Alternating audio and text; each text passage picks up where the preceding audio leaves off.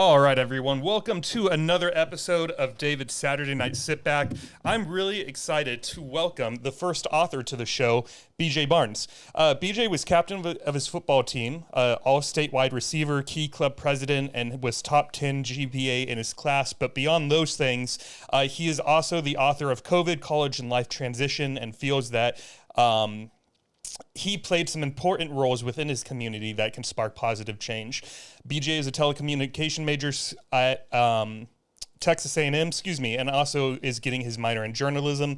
I did read BJ's book cover to cover before today's interview, and I resonated a ton with his journey to finding his identity.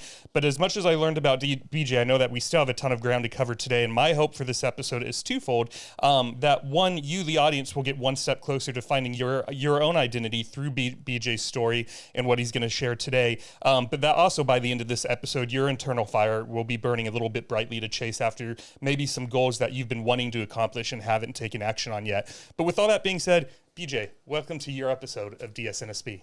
Thank you. It's great to be here. Great to have you, man. How about you? What do you want the audience to gain from today's episode today? I'm just hoping they start asking themselves, I feel like the questions I ask myself almost every single day, which is, who am I, first of all? I ask myself, that is the first question that goes through my mind every single day. Who am I? What do I want out of today? What are my expectations? What am I expecting out of other people? And how can I make today better than the last? Who are you? I would like to think I am someone who is still discovering themselves on a daily basis, but is continually gaining ground in that aspect as well. College opened my eyes tremendously, as I talked to you on the phone a little bit before the show about. But even before that, like I said, I was in high school. When I was 18 years old, had just graduated, the pandemic hit. I felt like I knew who I am. I didn't really need to go to college, but it was more of a thing, my parents were like, you're going to go to college. Yeah. It's like, all right, I'll go get a degree. I don't think I need one for what I want to do, but I'll go and get one. But, seeing as how my collegiate death is what I've been saying is on the doorstep, I've enjoyed the journey so far. And so I guess who I am is someone who's looking forward to creating as much positive change in the world as possible. Hell yeah. I love that, man. What do you hope to gain? Is there anything you hope to gain for yourself by coming out here today? Or was it more of just got invited on, sounded like a fun opportunity to talk about the book, and you thought, let's do it? Absolutely. Like I said, I had played around with podcasting a little bit, but had never been a guest like this. And your show is obviously a little bit more fleshed out than mine ever was. So I was like, you know what? This is awesome. I mean, the opportunity and the privilege of getting to come on here, I couldn't pass that up. Hell yeah, man. Well, thank you. I appreciate that. It took a lot of work. There's something that, audience, if you want to fast forward 30 seconds, because you've heard me say this so many times, but 90% of podcasts stop recording after episode 3. 90% of those stop recording after episode 20 or around episode 20. So what I did was I made myself a promise I would get to at least episode 21. Like, no matter what, we would get 21 episodes out there into planet Earth. And if at that time I was questioning myself or didn't feel like it was going anywhere or whatnot, or if I still didn't know who my target audience was, then I would go ahead and maybe reevaluate, put it on pause. And in those 21 episodes, man, I got so many questions answered about myself, what I wanted the show to be about, who was listening, who I wanted as guests. So if you do pick it back up, which I hope you do, I would make some sort of commitment to yourself, some milestone, whether it's 10 episodes, 30. One of my guests did 64, which that's a huge commitment. But whatever that your number ends up being, maybe it's your age, maybe it's the year. I'm going to do 24 episodes because it's 2024. Mm-hmm. But if you fire it back up, my advice, my unsolicited advice that you did not ask for, would be set a milestone. And then keep recording and producing until you get to that episode. Absolutely. Yeah, that's great advice too. I even I had my own TikTok page for a little bit, and it was funny. Before I got banned for reasons unspecified, other than the all-encompassing violating community guidelines, whatever that means, I did that thing, and I was just kind of doing it in my dorm as I went in between classes. I tried to aim for around 2 to 3 little shorts a day, around 60 seconds. Either political commentary, social commentary, that kind of stuff. And I actually was amassing quite a following. It was just something I wanted to play around with, maybe something to put on my resume if I wanted to apply to like a news agency. But within, I think, 3 weeks, I'd already had 10,000 followers, and some of my... Holy cow! Yeah, it really caught on. I don't know what it was or if I just nailed my demographic, but like I said, I really just set up that thing in the background where I had the neon signs, a few posters, like this Great Gatsby one, that kind of stuff. Just stuff high school and college kids would know about, literature that's been forced down their throats, but something that I've kind of grown accustomed to. But yeah, it was awesome just doing that. And I was really hoping to look forward to trying to fleshing that out more. And then once I got banned, work started picking up. Then I started writing for the Battalion at Texas A&M. So then after then, I kind of never picked it up. But that is something I'm definitely looking to spark again once I graduate. Why did you get banned from TikTok, my friend? That is the question I would love to know myself. I had my own persona. It was called the Common Sense Cowboy. But like I said, it was just political. I love the name. It's very cheesy, but it worked. Yeah, and it was it was great. I think I was really nailing my demographic and that kind of stuff. Some of my videos had gotten upwards of 25,000 likes, 50,000 views, that kind of stuff. It was great. My numbers were doing great, but yeah, why I got banned, I will never know. But that's something I am looking to picking up in addition to podcasting after graduating for sure. So did you just log in one day and no account was there, or what did that process look like? Yeah, so I went back on because I was going to post. The rule that I made to myself was that I wasn't going to use TikTok for personal use because I know how addictive it is. Obviously, it's Right. an app made for consumption. I see all my friends on it. They're just like, oh man, there goes 2 hours. And if you're just looking to relax, unwind, have some fun, sure, go on TikTok. I don't care. I just knew I couldn't afford to waste that time when I had all this other stuff to do, especially in college. When I wanted the GPA, I wanted the social life. You got to make some cuts here. So I was like, I'll make some cuts on the social media side of things. But I went back, opened my account, and it just said, you've been banned. I tried to repeal it. Then they sent me an email and were just like, yeah, no, you're still banned. I was like, for what? They just said violating community guidelines. I was just like, I'll never know the answer, I guess. Do you have a suspicion as to if there is one post that maybe could have been the culprit? It could have been, I'm more than positive. It was one of my more later posts rather than the beginning. I had already, I think in the month, 5 weeks-ish I was on, I had already posted around 30, 35 videos. So I'm going to guess it was one of the later 5, but I wouldn't even like to think of myself as some hardcore conservative. I mean, I'll be honest, I'm like right of center. Just there's the center, just right of it. And I don't know. I've been reading somewhere that I think even in the Supreme Court recently, there have been hearings about how social media outlets have been censoring right-wing commentary, if that's really what you want to pin me under. But like I said, it was more lighthearted kind of social pop culture kind of stuff. So just leave the Common Sense Cowboy alone. I know. They just kept Clearly coming the after people me. liked it if you were getting 25 to 50,000 views and or likes. So, well, my takeaway from that is I'm going to hire you to manage my page because I've never got 25,000 likes on a singular post. Yeah. Granted, you can't really control what we talk about, so that factors into it quite a bit. But yeah, man, we've had a few posts take off on YouTube. I have a feeling, if you have some insight to this, even if it's not, you do not make a claim to be a social media expert, but I'd just be curious what your reaction to this would be. YouTube Shorts, at least for my content, is where it's taken off. So Really? I post the same clip on Instagram, TikTok, and YouTube every morning about 7:15, 7:30. I don't know if you had a chance to watch any of the episodes or even just the clips to like get a feel for some of the prior guests. But on YouTube, I'll get 5,000 to 10,000 views, and then on Instagram, I'll get maybe 1,000, and on TikTok my average is like 250. Really? And so I don't know if YouTube maybe just likes me more because that's also where the full form content is going. I don't know. I know nothing about social media, but I do think it's interesting that people on YouTube seem to be consuming it a lot more than the other two platforms combined. That is super interesting. The only thing that would come to mind for me is just maybe you're hitting your demographics a little bit better on YouTube. It seemed on YouTube, especially shorts, is where my content would go to die. I mean, I'd go there. A video that got 50,000 views on TikTok would get 67 on YouTube Shorts for me. Interesting. So it just, I could never take off on YouTube Shorts. So I think after about the 15th or 16th video, when I couldn't even break triple digits on YouTube Shorts, I kind of just let that aspect die and really focused it all into TikTok, and it really just took off from there. Yeah. Instagram, even though I don't get almost any traction there, I keep posting because the 300 followers I have are all people I know personally. Those are the prior guests, friends, family, guests that have watched, or not guests, audience members that have watched every episode and reached out and told me how much they love it. So that one, even though it almost doesn't get any traction, I'm like, those are my homies. Yeah. Those are my people. You can't let them down. So I gotta keep posting for them, So I think I'm gonna keep running with all 3 for now. But I'm sorry that the Common Sense Cowboy got banned. I would like to go watch some of that, but I guess I can't now. Nope, it's scraped. It is scrubbed. All right. So as an icebreaker, I wanted to ask you, why did you try to fit 18 people on a pontoon boat that was only built for 10? Oh man, so that was my 17th birthday party. I'll tell you what, Astroworld, the album by Travis Scott, had just come out. It was my 17th birthday party. I go, I'm going to make it Astroworld themed, of course. So it was at my uncle's lakefront property, which is just within walking distance of where I actually lived with my grandmother at the time. And as more and more people, I had only invited 10 to 12 people, I think, but then they invited their friends, and then we all just kind of loaded up on the pontoon, and we took it out, and everything was fine. But the thing is about a pontoon, especially when you're on water, you have to keep the weight distributed evenly, obviously. And so what the bonehead offensive linemen didn't think about, them weighing, 300 pounds each, is that they all crowded up in the front because that's where their friends are. Of course, that's where they want to be. And so when we started increasing speed in the middle of the lake, there's not a shore within, I want to say, a quarter mile of us on each end.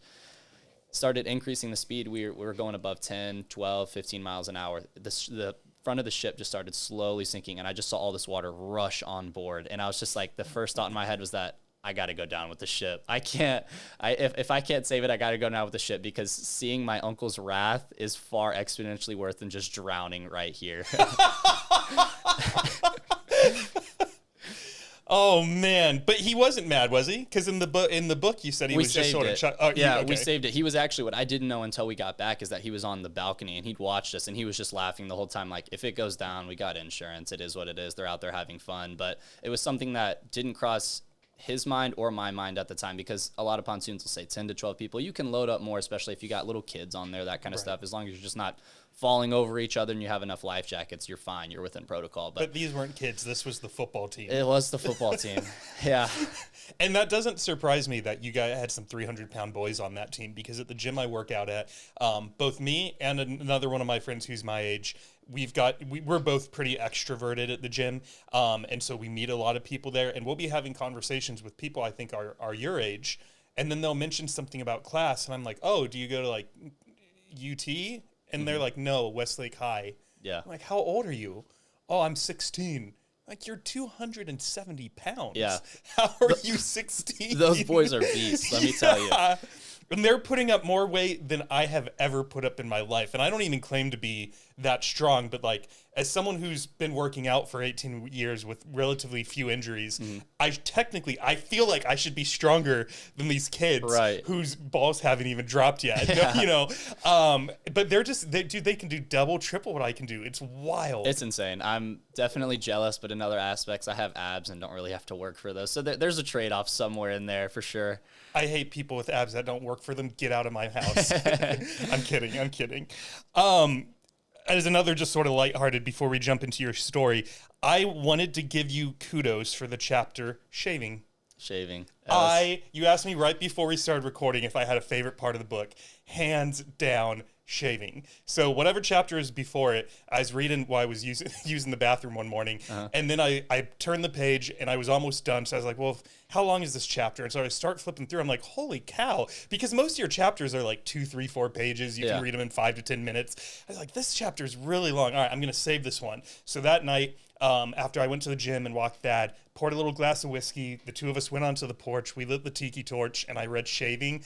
And dude, did you take me back? Because I didn't have that exact set of circumstances or the events that happened, but you just brought back memories of high school, like good ones, happy ones. And even though I wasn't there for it, you wrote it in such a way that I just, like, I felt for you towards the end when we found out what we found out. And just, dude, it was just so darn good, man. So Thank you. I appreciate it. That was definitely probably, aside from some of the poems, that was definitely the most fun section to write for me.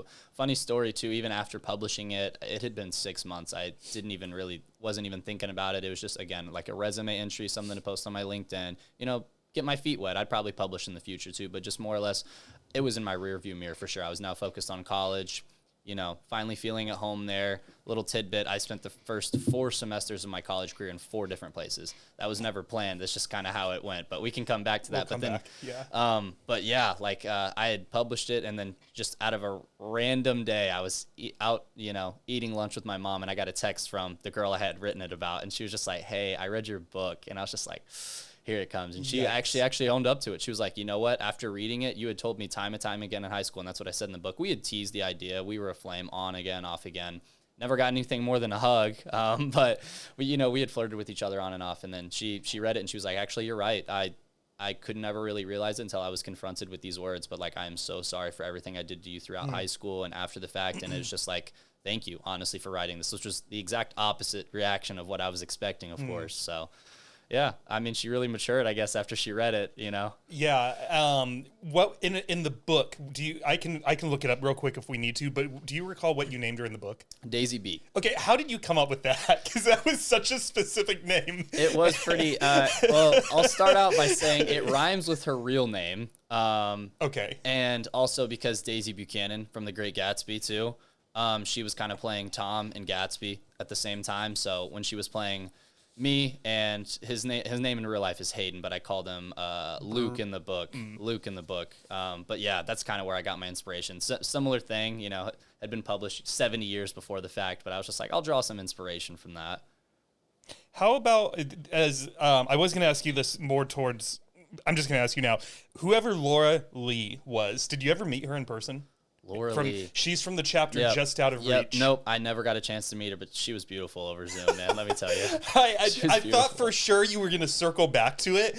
And then when I finished the book, that was one of my first thoughts was whatever happened with Laura Lee. Yeah, she was great. It was, I mean, again, coming from just this small rural high school in Indiana, I had never really, seen, I did come from Pearland, Texas, which, Houston suburb. I've obviously interacted with a lot of people, but a lot of the time they're just the same old, same faces, same demographic, that kind of stuff. And then finally, when I go to college, it's this entirely new demographic. And she struck me instantly, being an international student. I just could not take my eyes off of her being in that Zoom class. I did not give a damn what the teacher was talking about most of the time. I was obsessed with this girl. And I mean, there were so many times I had to fight back those inner thoughts of like, send her a private message over Zoom. Do it. Ask her to lunch, do this. And I was just like, man, I was just not myself at that time. Yeah. I was so depressed and just didn't feel like even summoning the energy to get out of bed most of the time and just even open my laptop to go to class. But yeah, no, I never got to meet her. And I had a feeling that readers might say that too, where it was just kind of like that. Oh man, that was kind of disappointing, but that was almost kind of my intent as well. It's just like, that's kind of what happened with Zoom. I met all these people online, never really got to meet them face to face, and I'll probably never see them again for the rest of my life. But yeah, I mean, anything that happened during COVID was probably the exact opposite of what would happen normally freshman year. So Right. What about you? Did you have a favorite section of the book? Shaving's up there. I think I might lean a little more towards Presented by the Illustrious Class of 2020, that short poem. I feel like I really tried to encapsulate everything that high school was about for me and what I wanted to write the book about, what my motivations were, why I wanted to go back. Because I felt as publishing this, a lot of people would be like, oh, you're no different than maybe some of the senior football players I had mentioned that, had peaked in high school. You're just nostalgic. You don't want to move on. And a part of me did, and that was just because I wasn't transitioning very well in college.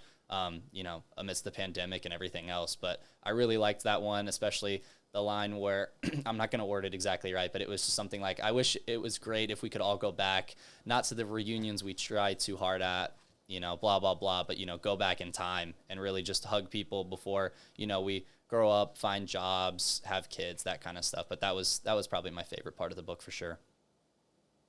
Yeah, I think you nailed it. I highlighted that line too, so I liked it. Because I know in a few short years, credit card debt, a marriage on the cusp of divorce, and daydreams of retirement will only persist. Wouldn't it be great if we could all go back? No, I don't mean the reunions that people try too hard at, or the red punch and faint smells of bleached floors mixed in with lilac. Yeah, man, the whole thing was good. None of it was bad, and I mean, it's a short 134-page read. Stick around for an hour and a half, and I think we'll convince you to read it. So, you're graduating this December. This May, it'll be a little weird. I got to find an online course, but this May I'll be done with all my major coursework. I just got to do these 2 online Latin courses, which I'll do over the summer, probably while I have a buddy that lives in Europe, and he's been trying to get me these last 3 years to go visit him, so I can't hold him off any longer. I really got to go over there. So I'd probably like to, just hop online. I got to figure out what institution offers the same Latin credit that'll transfer over the easiest to A&M, but once I do that, by late May, at the very latest, early August, I'll be officially graduated, yeah. Nice. Well, congratulations. Thank you. I did want to ask you a very specific question about this, because when you were graduating from high school, in the chapter where you're dropping your camera off, you wrote that you felt like you were no longer needed. you felt powerless. You felt like you were throwing away everything you had spent the last 4 years building. How do you feel about now exiting college? Hopefully not the same. Not the same for sure. Okay. It was just a little harder to part for me because I think in a lot of aspects, high school meant more to me. That's not to say, I still wish I could go back and just relive the glory days, as they always say, but just the way I had latched onto that community, I was just so immersed with everyone there, the television station, going from football practice and then going to my internship, recording a segment, and then going home to my grandmother, eating dinner with her and turning on the TV and then seeing my face there again. It was just all so surreal for me. I mean, just the opportunities that were extended to me in just such a small community, I felt like I was never really going to find that anywhere else. Of course, I've gotten that in strides in college, just, in different aspects, but it was just very hard for me to give all that up, give the people, give the community up, just move away from it when just in 3-4 short years, it was everything I had ever known. I really tried to reinvent myself, and that's why when people ask me, where are you from? I'll stare directly into their eyes and say, Rochester, Indiana. Was I born there? Was I raised there? Absolutely not, but that is where I'm from. Those are my people, Yeah. Obviously, we can't, and I'm not avoiding that, but I wanted to sort of go back even further and lead up to that transition. So we'll come back to your high school experience, but we can't tell the future, and but with graduating being pretty close, outside of going to Europe and seeing your friend, what do you see on the horizon for you? The horizon. So I've got one of two directions I'd like to go in. As of right now, my uncle has a little HVAC business out of Rochester as well. So he's talked to me multiple times about maybe potentially shadowing him as well, which, you may be thinking, well, you have a degree in telecommunications. Why would you go work HVAC? And look, I'm there with you. But this opportunity, I think, would be amazing to learn about vertical integration, just entrepreneurship as a whole, which I would really like to do because I'll be very frank. Rochester doesn't really have a lot going for it at the moment. It's a very small town, but again, graduating and then now spending the last 4 years in college, my motivations and attitudes towards that city have not changed even in the slightest. I think while they may lack a lot of businesses, depth, commerce, I think that's why it equally has just as much opportunity there. So I just want to go back, give that community, open up restaurants, businesses, really, reinvigorate that city. So that's one option. The other option is go work for about $30K as a MMJ, multimedia journalist, somewhere in the field. So I think I'm leaning more towards the HVAC business, and it's not just strictly a money thing because I feel like if I, partnered with my uncle, maybe took over that HVAC business, then I could use that to finance my other endeavors, whether that's opening my own media group, starting a podcast, that kind of stuff. I can use it to finance other things because one way or another, I'm still going to be immersed in media, writing, one way or another, absolutely. Yeah. I have a friend that is, I guess he would dub himself as like a media type entrepreneur. He has a podcast, he has a coaching business, he's a DJ, he has all these different ways of making money. And we had a phone call yesterday and he told me that he just hit $10,000 in revenue every month consistently for 12 months straight. And I'm like, dude, that's awesome. Like that's pre-tax. But I mean, how many people can make that claim? That's wild. So yeah, man, if you end up doing learning under your uncle could be that kind of experience that you could never get at a school, that you just being under his wing for 6 to 12 months. And even if at that point you decided, if you spent 18 months working with him and then you decided you did want to go the $30K MMJ route, you can always do that later. I don't think they're going to care. Absolutely. That's kind of the same track of thought, train of thought that I was thinking as well. It's just, I don't know. I think honestly with the entrepreneurship route, I can fast track what I'm willing to do because you need capital one way or the other. You sure you can set up your phone, record stuff like I did in my dorm, and it can catch on for sure, but it's a lot harder to do that route. And for the change I want to create, I got to have, as many opportunities, as much capital built up as possible, just so I can, again, just finance into other businesses, continue to grow it. That's ultimately what, the goal is, instead of just as good as I am at storytelling and MMJing. My internship was great, but yeah, I mean, like you said, the opportunity is always going to be there. So one last question before we jump into some storytelling. It's a 2-part question. Part 1, are you happy? I am. It's just day-to-day life. I'm very happy. Yeah. Even just with my roommate right now, I was sitting there talking with him and I was just like, I don't know how many other people can stay up and play Mario Kart with people they randomly invited over across the street and stay up till 3, 4 a.m. doing that, having a couple beers and, going to class the next day and everything being virtually fine. I mean, you can offload your work, you may not do anything for 2 days straight and then you'll cram the night before an exam. But I know life in general is not that flexible. So I'm really soaking it up while I can, but I'm definitely enjoying life. If happiness was a list of ingredients for a recipe, what is missing from your list right now that would make you perfectly happy? Oh man, that's pretty good. I guess I'll go the old cliche route and say love. I'm single right now, but probably love. Everything else is great. I take time away from work for myself, and I know when to have fun, all those other aspects. But I feel like finding your other half, really finding that person you can go to with anything and build each other up, is something that everyone should probably have in their lives. Yeah.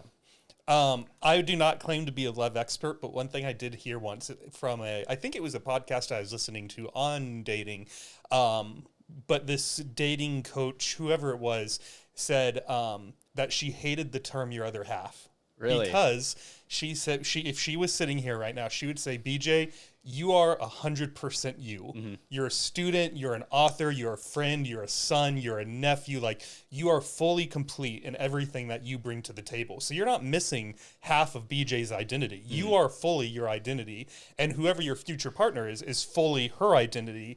So you're not each other's halves. You're two fully functioning beings coming together that will continue to be two separate entities, but living life, together. Mm-hmm. And I really like that reframing of, you're not missing half of you by not being in a relationship. You're completely you. Mm-hmm.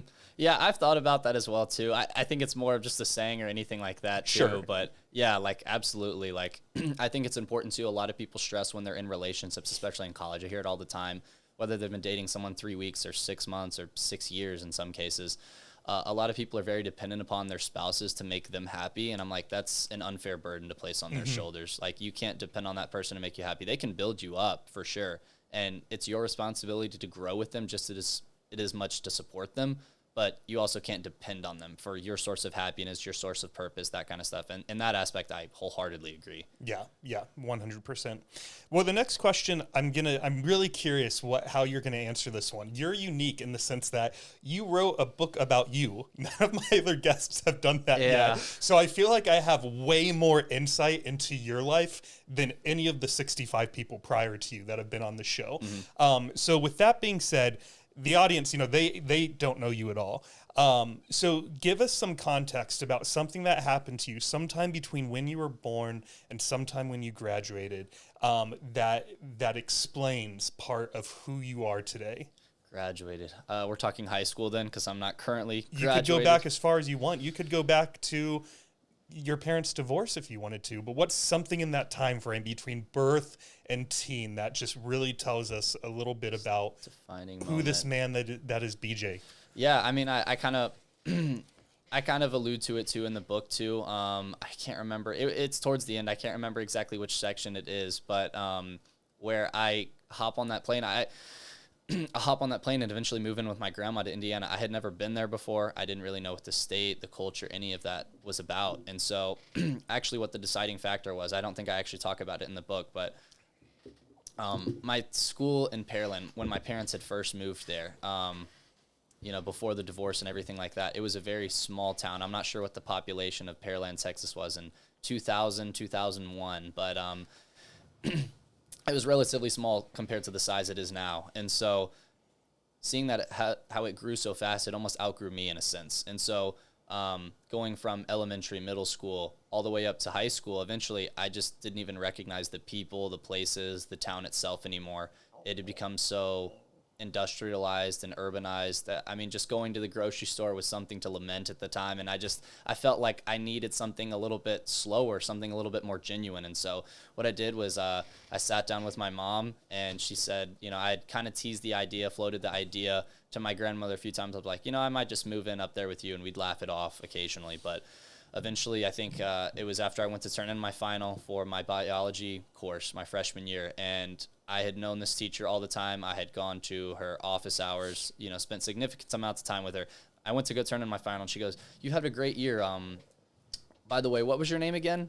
And this was May. I mean, this was deep into the Wow. school year. And so I was just like, yeah, this isn't the environment I need to be in. You know, I had felt like a number in my high school, and I just didn't feel like that was the right environment for me at the time. My school was too big. The graduating class was anywhere between 900 and 1,100 people. So I was just like, I need to get out of here. So I sat down with my mom. She was like, make a pros and cons list. I rip a sheet out of my notebook paper, divide it up, and, you know, the way the story goes, the pros outweighed the cons. So I moved up with my grandma, left my parents in the state of Texas. They couldn't move. Their careers were here. And, you know, this was all pre-Zoom, all that kind of stuff, online, working from home, remote, all that kind of stuff was more of just a pipe dream than anything else at that time. So they're like, well, we support you, but we can't move up there ourselves. So I moved in with my grandma, and it was rough from the very beginning, but I adjusted quickly. So you were born and raised in Pearland, Texas? Yes.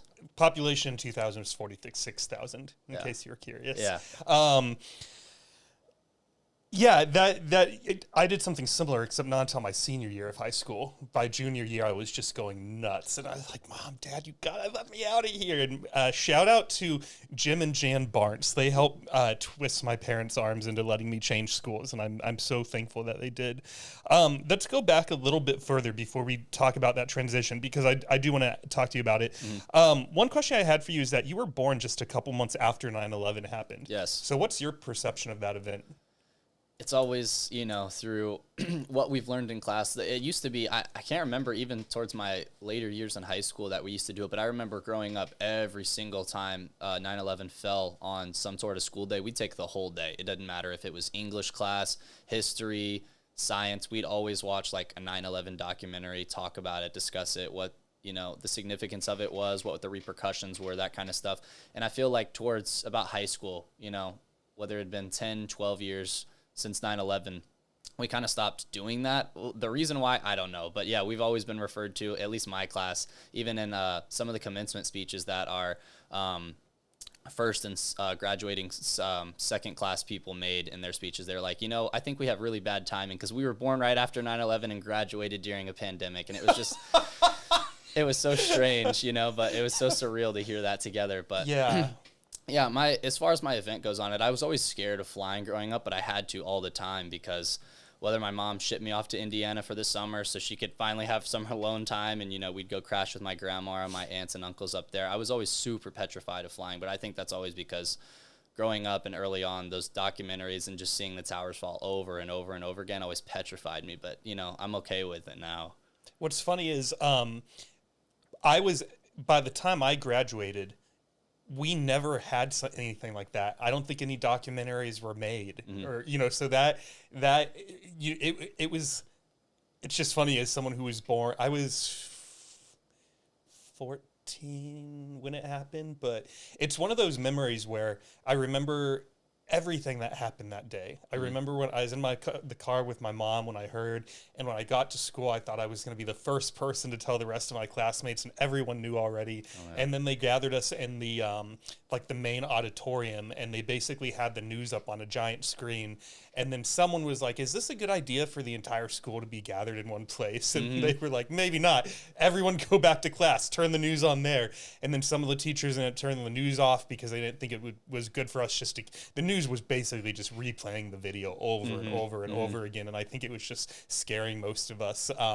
But yeah, man, that's interesting. Just that different perception of someone who was born a teenager when it happened versus you weren't even alive when it happened. Oh, but, yeah. Crazy stuff. What was life like growing up in Pearland? Am I saying that right? Pearland? I think a lot of people, I think you can say either or. I personally refer to it as Pearland because it was just named after the fruit, even though it's terrible to grow there. When it was settled, Okay. yeah, it turns out in that environment, in that soil, tomatoes are actually way better, but I don't know. They didn't want to change the name to Tomato Land, I guess. I wonder why. Yeah. So they just kept Pearland, I guess. But it was great in the very beginning. I mean, even despite my parents' divorce pretty early on, I really liked the people, the atmosphere there. It was ideally what I wanted and what I found in Rochester, which was just a very small community centered around its people, not really concerned with politics, school funding, all that stuff. I felt I was exposed to really pretty early on in junior high and eventually high school, just getting all wrapped up in that. It was just, again, just not an environment I really wanted to be in. But it was fun in the very beginning. And then I had a little stint in Louisiana for a little bit, for 3 years. And then we decided to move back. My mom taught at McNeese State in Louisiana, more specifically Lake Charles. And so we spent a little stint there, came back. But it was great. And then, yeah, I mean, as far as just once I got thrown into high school, all the schools merged. And this was like right before they had opened Dawson, which is another school in Pearland. That they needed to open just to accommodate all the, new people moving there. And they're still rapidly building suburbs, expansion. It's crazy. And I couldn't be around that anymore. It just wasn't where I wanted to be. It wasn't what I was, I guess, familiar with, if that's what you wanted to say. But then I wanted to go out and find somewhere else I could call home on my own. And unfortunately, my dad couldn't follow me on that journey. And my sister was already off at college herself. So it was just a decision I needed to make. And yeah, at 15, I just hopped on the plane. Hell yeah. How old were you when you started playing football? I started playing flag football when I was in 4th grade. So what is that, 10 years old probably? I think I was. Yeah, that sounds right. Yeah. Mm-hmm. Yeah, I started playing flag football then. And the reason why I didn't just immediately go into tackle football, even like Pee-wee, was that my mom was always super concerned with concussions and that kind of stuff. And she was just like, I want you to learn the rules of the game first, the strategy behind it, what kind of positions you're more leaning towards. And once you do that, around 6th, 7th grade, I'll actually let you play tackle football. And then so 6th grade is when I first started playing football. And I was on the team, the Pearland Texans, right? And it was a lot of fun, but they broke it up by age group. And so they were like your freshmen, sophomore, junior, seniors. And so the junior team is actually where I was supposed to be on, because that was catered towards 6th graders. But the entire roster was filled out, like from the first man all the way to like 4th string. And so I couldn't be on that team. They wouldn't let me. It didn't matter, if I had all my equipment registered, everything. They're like, no, he's got to go to the senior team. So they bumped me up. And these were like 7th and 8th graders who maybe went to a school who didn't have like the funding to have their own football program. So this was like their way of still competing before high school. And so I got just thrown into that. And I remember, to strengthen me up, I hated him at the time. His name was Coach White, but he would always put me against the biggest lineman there in what's called Oklahoma drill, which if you've never played before, it's like when you're lying on your back, one person has the football, the other person is lying on their back, and you have these bags just around you, and you're supposed to go up and just hit them directly head on. And your goal, as if you have the ball, is to get past them, run them over, do whatever you have to. And obviously, as the defender, you got to tackle him, put the hurt on him. And so he put me against this kid named Z. Just the letter Z was his name. I don't know if that was his government name, what everyone called him, but that's even what Coach's parents, everyone called this kid Z, and he was a monster.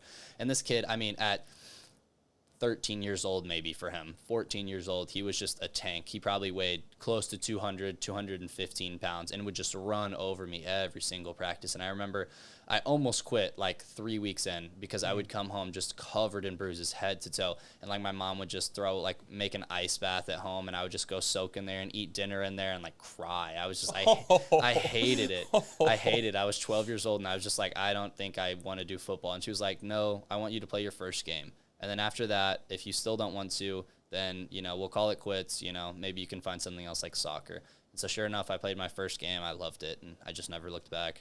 And then between your 8th grade year and freshman year, I think towards the end of the summer, you snapped your forearm in half. I did. That was not fun. It got sandwiched in between 2 kids' helmets during a scrimmage. Oh.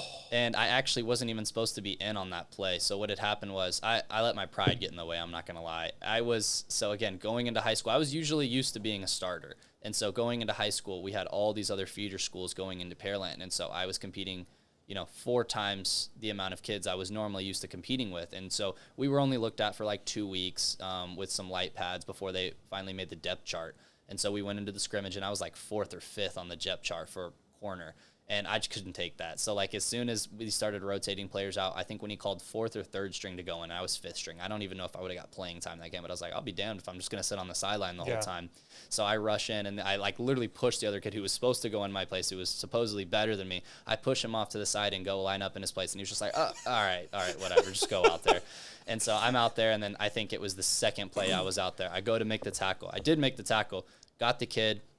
My arm ended up around this kid's helmet, and as I was trying to get up, another kid came in. I'm not sure if it was one of our guys or one of the other teams, but it sandwiched my forearm in between the kid's helmet I was tackling and the other kid who was making the tackle. and it just snapped in half. And when I first got up, it was just in like a U shape, and I had never broken anything like that. I was completely ignorant to the whole situation. I looked at it. I didn't know if something needed to be popped back in, but I just got up, got back in my stance, and then I think a ref saw me or something, blew the whistle, and he's like, go over to your coach. I go over to him. I was like, all right, so like we need to pop this back in. What's going on? He was just like, no, dude, that's broke. Like, go to the trainer.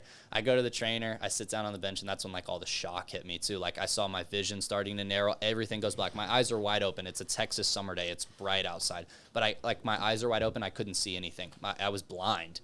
It was crazy. And From that was the pain? The shock, I think. Shock. The pain hadn't hit me yet. I was just in shock, and they're like, how are you? How are you? I was just like, I'm hot. And that's when the shock started to set in. And then the pain kicked in, I think 5-10 minutes after it happened. And of course, why they didn't have an ambulance there, I don't know. So what had happened was, my mom normally couldn't make my games, but for whatever reason, she was off of work that day. She was very busy growing up. She was actually at that scrimmage. And so they go into the stands. One of our trainers is like, hello, is Miss Barnes here? Is Miss Barnes here? And then there was actually another kid on the team named Barnes. So this kid's mom goes down. My mom's just like, oh, she's got it. I'm sure it has nothing to do with me. And so this kid's mom comes over and looks at me. She's like, that's not my son. Who is this? And then she's like, oh, okay, wrong person, I guess. And they're like, are you sure your mom's here? I was like, I'm sure she's here. So they go back in the stands. Meanwhile, I'm just sitting there like throbbing in pain, waiting for them to get my mom's attention. They finally go back. My mom comes over. She's like, oh, yeah, that's him. All right, so we just walk over. She's very so casual. Yeah, very never one to be startled, and just being in the medical field for 35 years at that point, I don't think anything could get to her at that point. She was like, you'll be all right. So we hop in my mom's Mini Cooper of all cars. I can't believe she owned that at the time. Mini Cooper. And I'll be damned if we didn't almost run out of gas on the way to the hospital. So I had to get up with my unbroken arm and fill the gas tank because my mom wouldn't go out. She was like, you're the man, you can do it. And I was like, Mom, I am dying over here. Like, I was in tears. She was like, trust me, be a man about this, go fill up the car.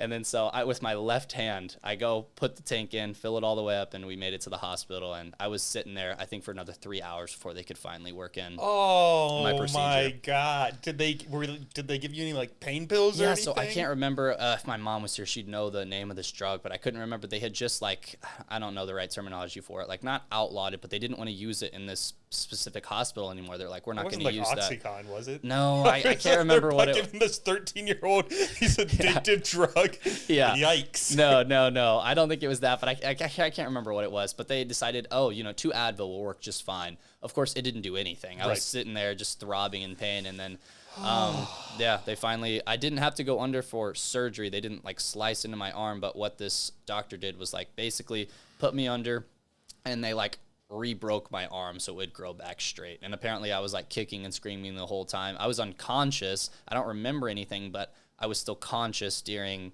the actual procedure, if that makes sense. I don't know how to explain it, but yeah. And then they got my arm straight, and I was in a cast for like an entire semester.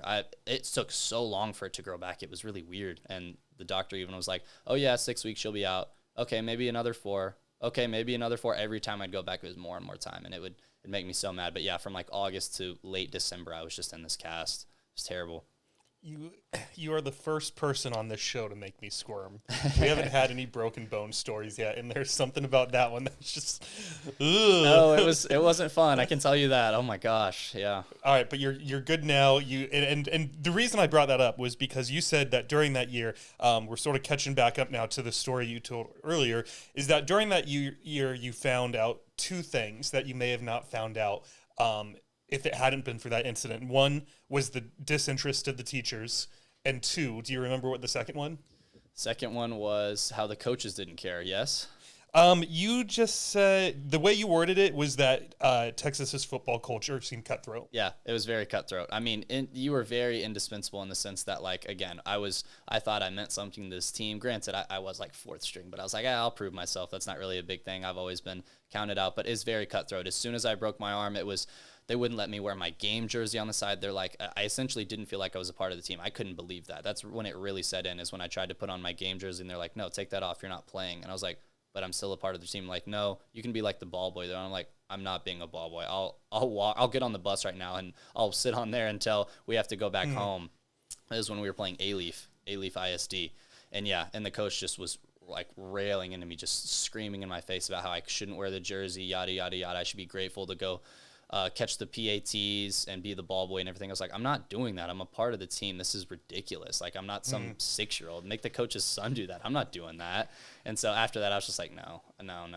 That, and of course, again, mixing in with the teachers, didn't know my name. I felt like a number. It was just, all of it just totally clicked for me. Yeah. I'll tell you a funny story real quick before we move on to your sophomore year. I had the opposite experience in my first year of high school because I had a brother who was exactly 4 years older than me. So he graduated his senior year, my 8th grade year. And I still remember I walked into my first class, freshman year. It was English class. I remember what the teacher looks like. I don't remember her name. But my brother had got expelled from the same school his junior year for smoking weed on campus. Okay. And so now, it's been like a year and a half later. That incident was not even, it's a joke in my family at this point. I didn't really think about it at all. It never really affected me. But I'm in this class and she's doing roll call and she says, David Auclair. And I said, here. And she says, are you related to Mark Auclair? And I said, yeah. And she says, we'll be keeping our eye on you. Oh, and I was just like, no way, because he smoked weed, you're just going to assume that I'm going to smoke weed on campus too? That's jacked up. That's so crazy. She knew exactly who I was, for better or for worse. Oh, yeah, you had a reputation day one. Those aren't easily given, yeah. So, bad reputation. But anywho, so you and your mom talked about it. You fly out to Rochester. I'm saying that one right? Yeah, Rochester. Okay, Rochester. You're living with grandma.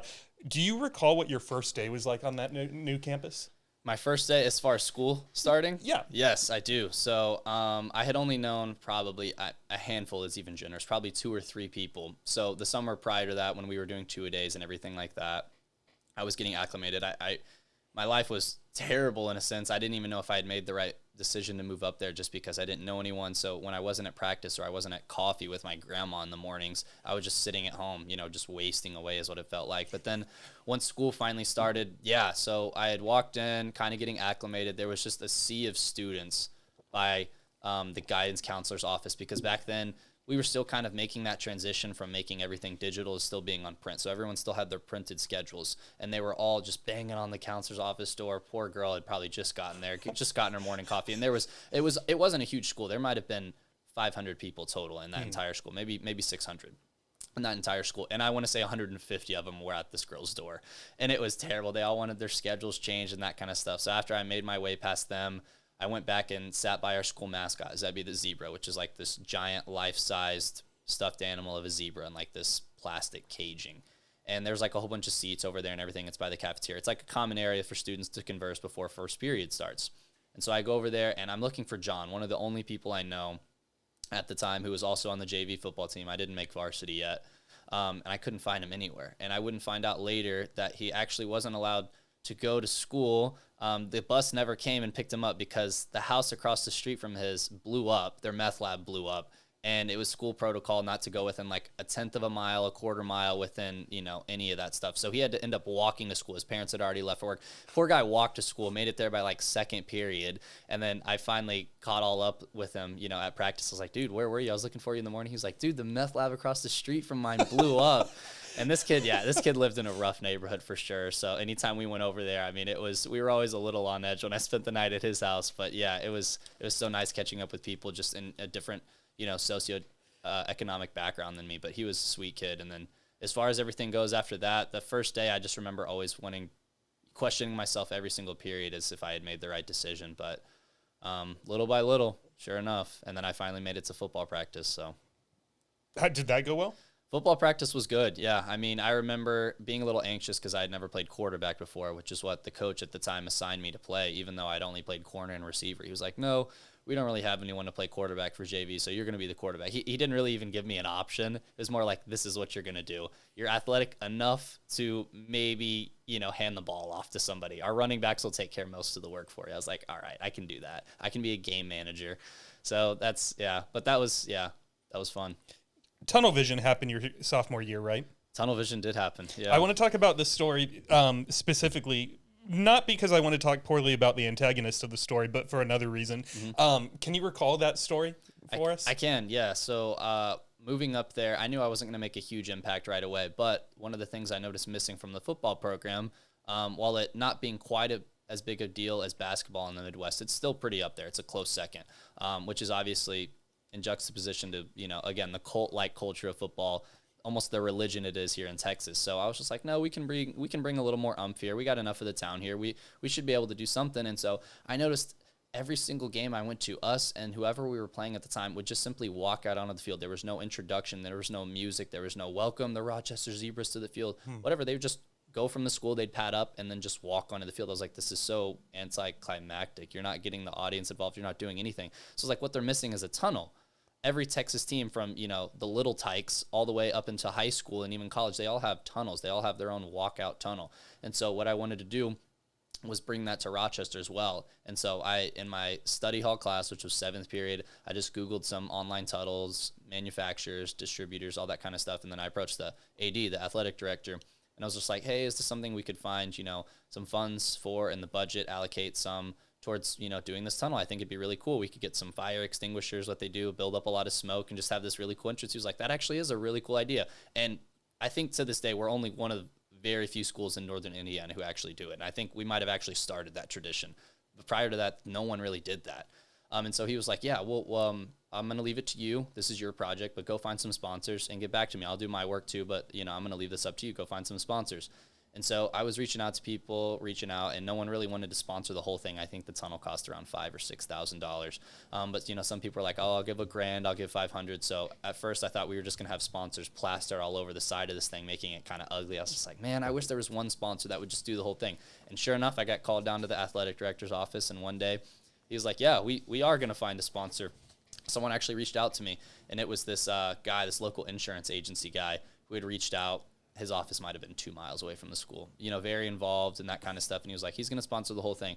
And so sure enough, I go in to thank him. And this guy doesn't have any idea who I am. He claims he's been trying to bring this tunnel to Rochester for 5-6 years now and never got into it. But somehow within 2 weeks of me approaching the athletic director, they finally found the same manufacturer, the same tunnel, everything, and reach out to the AD and say they want to sponsor it. So I was like, oh, that's a little fishy. So in the end, he took all the credit for my work. I think to this day, not a lot of people know I was, basically the leading force behind that, but it is what it is. I at least brought the tunnel to Rochester, which is what the main goal was. So why? And now, why didn't his wife end up calling you a couple weeks after you met him? Yeah, so she texted me. She reached out and she put me in like this group chat. She tried to intimidate me. I don't know. I was 15 at the time. Right? Why threatened by this kid? Yeah, she put me in this group chat with like these 3 other football moms, is what we called them, and then like they just reached out to me like, you better drop this, quit telling people about this, yada yada. This has been our idea. Like, why is it you're objected to take our credit away from our family business, yada yada. I was like, if you just want to show me the proof of you guys reaching out to this manufacturer for 5 years, I'll drop it right now. They never did. They never could get it back to me, anything like that. So I was just like, it's not like I wanted to exclude them. I actually went in there to thank them. What my goal was to try to like get a little photo op together once we got the tunnel delivered and just kind of take out like a informational in the newspaper and just kind of tell our story and maybe put the clipping up in school. I thought that'd be really cool to just show like students can have an impact in this school. You can definitely do it. And they wanted nothing to do with that. They're like, this is our tunnel. Our name's going to be on the side of it. You better drop it. So, what'd be hilarious if after your episode airs, you get a text from the wife and she's like, we told you to stop taking credit for this. Right? 8 years later or however many years, that'd be hilarious. Well, actually, funny story, just recently, again, after every now and then someone will say that they've read my book or they've, a chapter resonated with them, vice versa, that kind of stuff. Not too long ago, I think it was last summer, I was up in Rochester again working, and I did run into her. It had been so long I couldn't remember what she looked like, but we were at the Moose Lodge, which is on the lake, and I was up there. I had a few drinks. I was definitely buzzed, but I couldn't recognize her or anything like that. And I was with one of my friends at the time, and I just get approached by this girl, and she goes, "Hey, you're that author, right?" And I was just like, yeah, hey, like, what's up? She was just like, I gotta say, I didn't particularly enjoy your book. And then, me not knowing who she is at all, I was just like, well, it's not gonna be for everyone. Can I get back to my Long Island iced tea now? She's just like, bye, walks away. And then the girl I was with at the time, her name was Whitley, she like whispers in my ear, she was like, that's Steve Moore's wife, that's his wife. And I was just like, what? She's like, yeah, that's why she's mad at you. And I was just like, oh, okay, I don't care, cool. Like, if she's still mad about this to this day. If they had really been after this tunnel for 5-6 years as they claim, why would she still be mad about it? That's my thing. So I don't know. And it's such a small thing. Yeah, Very so small. that- And in fact, I never got the credit for it. It's not like I'm still trying to claim credit for it, but particularly like it. yeah, I was just like, cool. Why did she even read it? Yeah. She must have That's saw what I'm your saying. name and know exactly who you were. But anyways, that's hilarious. Thank you for that follow-up story. The reason why I wanted to talk about it is because one thing that you had said was you let it go and you moved on to finding the next thing that would cement your legacy. This soon became an obsession. Every morning I'd wake up with the same mentality of thirsting for an opportunity to prove myself. Where did this mindset come from, do you think? Why was this so important to you? I really want to be remembered for something. And while I think I note this even in the book too, but it was just a background thought for me. The entire, ride along high school is just that I don't want to go through it and be, just some student who was there, just dwindling their time away, staring at the clock, just thinking, as long as I can get through this class and get home, I'll be okay. I really wanted to give back to that community. I felt like what they had offered me, I had to return the favor. I had to do something, and that's really the calling I still feel today. And so I felt like whether it was through my athletic career, again, maybe the tunnel, something like that, I was always searching for something to be remembered by was a huge goal of mine. And unfortunately, like I said, I note in the book too, is just like what we got remembered for was something no one could have ever predicted. We were the class of COVID. Of course, we'll be remembered forever. And, we'll go down in history for that. And so what I kind of did to, also negate that, but also just, I guess, flip it on its head too, because I didn't want to just be reduced to the class of COVID. I wanted to, also tell the story of how my class came together, how we overcame it, the challenges we faced and that kind of stuff, and how we were just finding our way throughout our lives, discovering ourselves. I just felt like a huge burden had been placed on our shoulders at the time. It wasn't only, are you graduating high school, moving away, going to college, but now you also have to deal with a global pandemic. Oh, also, and finding yourself and not being able to interact with other people at the same time while you do that. It was all these different things we were juggling. And so I was just like, I think more than anything, I want to be remembered for our story then. If I can't be remembered for the tunnel, if I can't break a track record or a football record, I can't bring us a state title, I want to be remembered for telling our story. And I think our story is very unique. Not a lot of high school graduating classes have the same story we did. So that was ultimately my goal. So talk a little bit about what happened your sophomore, junior, senior year. I have some specific questions about your senior year, but before we get to those, how did it sort of evolve? Because you sort of came out the door swinging, saying that you consider this your home now, and so in 3 years, that's not a lot of time. No. 3 years, we live to be 70, 80, 90, and yet this is clearly a very significant, geographical space in your life now. So what sort of happened over the next couple of years? So I kind of note just like these specific landmarks that occurred along the way. One of the big ones was just me really forming a huge relationship with my head coach at the time, who was unfortunately passed away. He passed away. Hooker? Yeah, Coach Hooker. He had passed away at the time, going into my senior year. So I finished my entire junior year of football with him, but he was great. Just a huge role model for me, someone who I felt like really took me under their wing when he had, no obligation to. At that time, I wasn't a jock. I wasn't, this nerd. I didn't really have anything to offer other than my ambition to the school. And I feel like he really saw that in me. And so he gave me every opportunity he could. And again, just someone who had struck me as a very unique individual. He wasn't a coach there who was there for the publicity or the money or the Friday night lights, as I saw a lot in Texas. He was there to do his job, to inspire the youth so they could do the same, and then over and over again. And so he was a huge reason for me, even doing football, continuing my career, and then just having the passion and drive that I did. And so when he died of a brain tumor in 2019, early 2019, it was a huge blow to me. But I think overcoming that, still finding how to continue on with my football career, my athletic career, my collegiate career, as well as just academia in general, was just a huge part of also finding myself and saying, okay, he gave you the tools necessary. He might not still be here, but he gave you the roadmap. Now, can you replicate it? And so that was a huge challenge for me, and ultimately something I tried to be remembered for going into my junior, senior years. One question I wanted to ask you, and I might be off base here, but I don't think I will be. I feel like sometimes when people get bad news, they allow it to cripple them, and they sort of pause in life, or they might go into like a woe is me type of mentality, or like or the victim mentality, like why is this happening to me?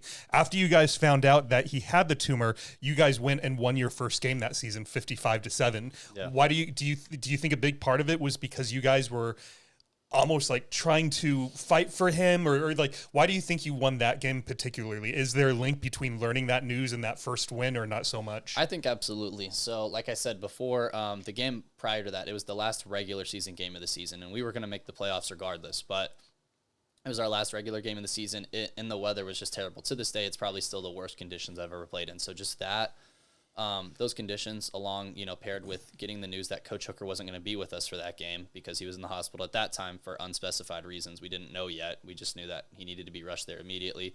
He wouldn't join us. So that was, of course, the first game probably in over a decade since maybe the stat was recorded that we played without our head coach. He just wasn't there. So it was just offensive coordinator, defensive coordinator doing their things, just kind of trying to relay information. And it was snowing outside mixed with rain. And I just remember not being able to feel a thing in my body.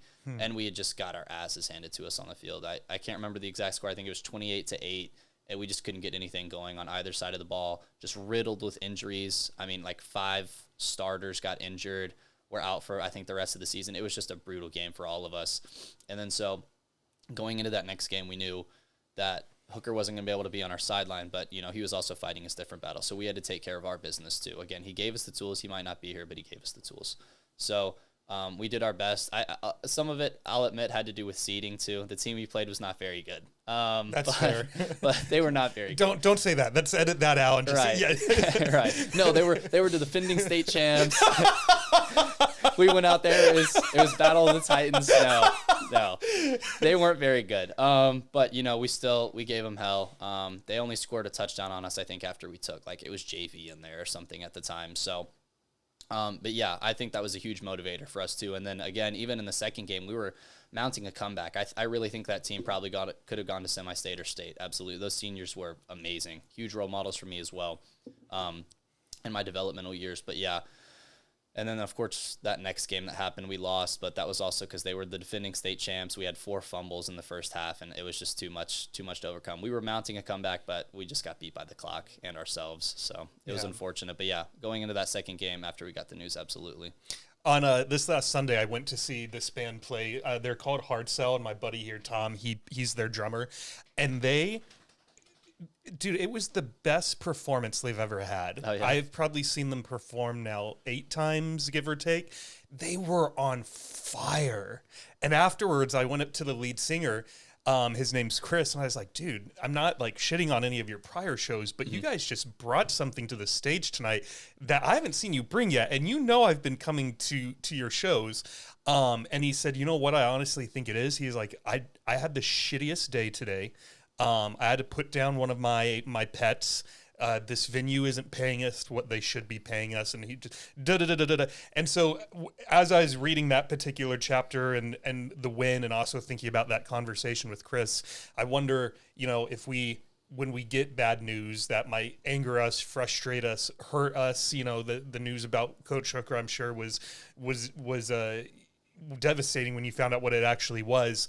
If you can somehow force yourself to keep going, is there a power to that where you actually start performing at your best instead of being like, oh, I can't even get out of bed now, So just something that I've been thinking about, especially the more and more guests I talk to who have come on the show and talked about things that they've gone through in life. So just something that was on top of mind as I read that section. Yeah, I think so. I think there's definitely validity to that claim too. You always hear about these stories, whether it's on Sports Center or whatever it may be, that it's like this player who got news that their girlfriend, mom passed away, something tragic that happened in their life, and then they'll have a career best game, whether it's dropping 40 points in a basketball game or scoring 3 touchdowns, whatever it is. It's not unusual. It's unusual for those events to happen to us, but I think it's also not unusual for us if we choose to push through that and show some adversity, that we can have some of the best performances that normally wouldn't even be accomplishable no matter how on game you are. You know what I mean? It's something about that other that you find within you when you want to push forward. There's something I wanted to ask you about. In the chapter Nomad, you wrote that there is no putting a price on the sounds of the student section chanting my name or the brotherhood rather, that surrounded me at all times. I sort of realized I've never been in a situation where tens or hundreds or thousands of people are shouting my name. And even if you did play sports, if you're not performing, people might not cheer for you. And so I thought that's a pretty unique experience. Do you remember ever what was going through your head when you'd hear that? Well, yeah. So when I scored the touchdown, really nothing was going through my head. It was more of that like fluid kind of thing. It's just all muscle memory at that point. But I remember because I usually when you're playing, especially in the middle of a play, you drown out everything. You can't hear anything that's going on the field. But I remember when I scored and finally, like gave the ball to the ref. I was in the end zone. We were setting up for the point after touchdown.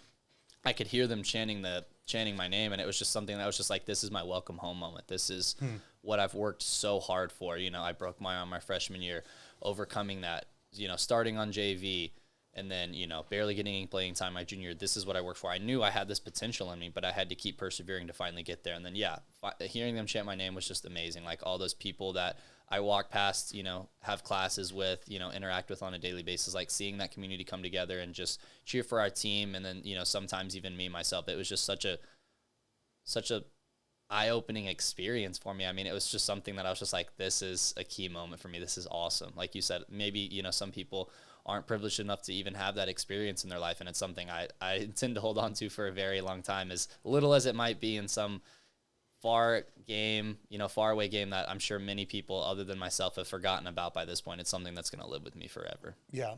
It's it's funny how you sort of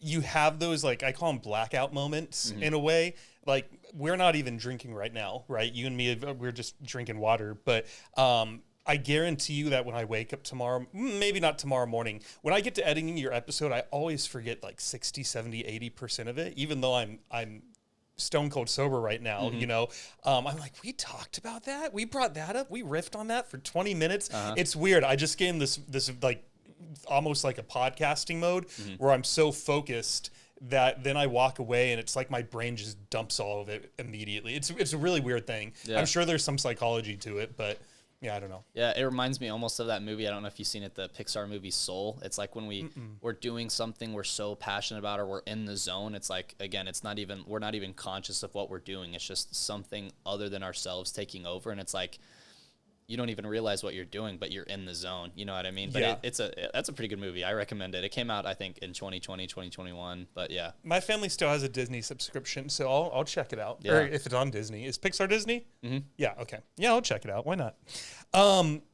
Your dad, him and your parents divorced when you were 2? In kindergarten. Kindergarten? Mm-hmm. I think it was 6. Okay.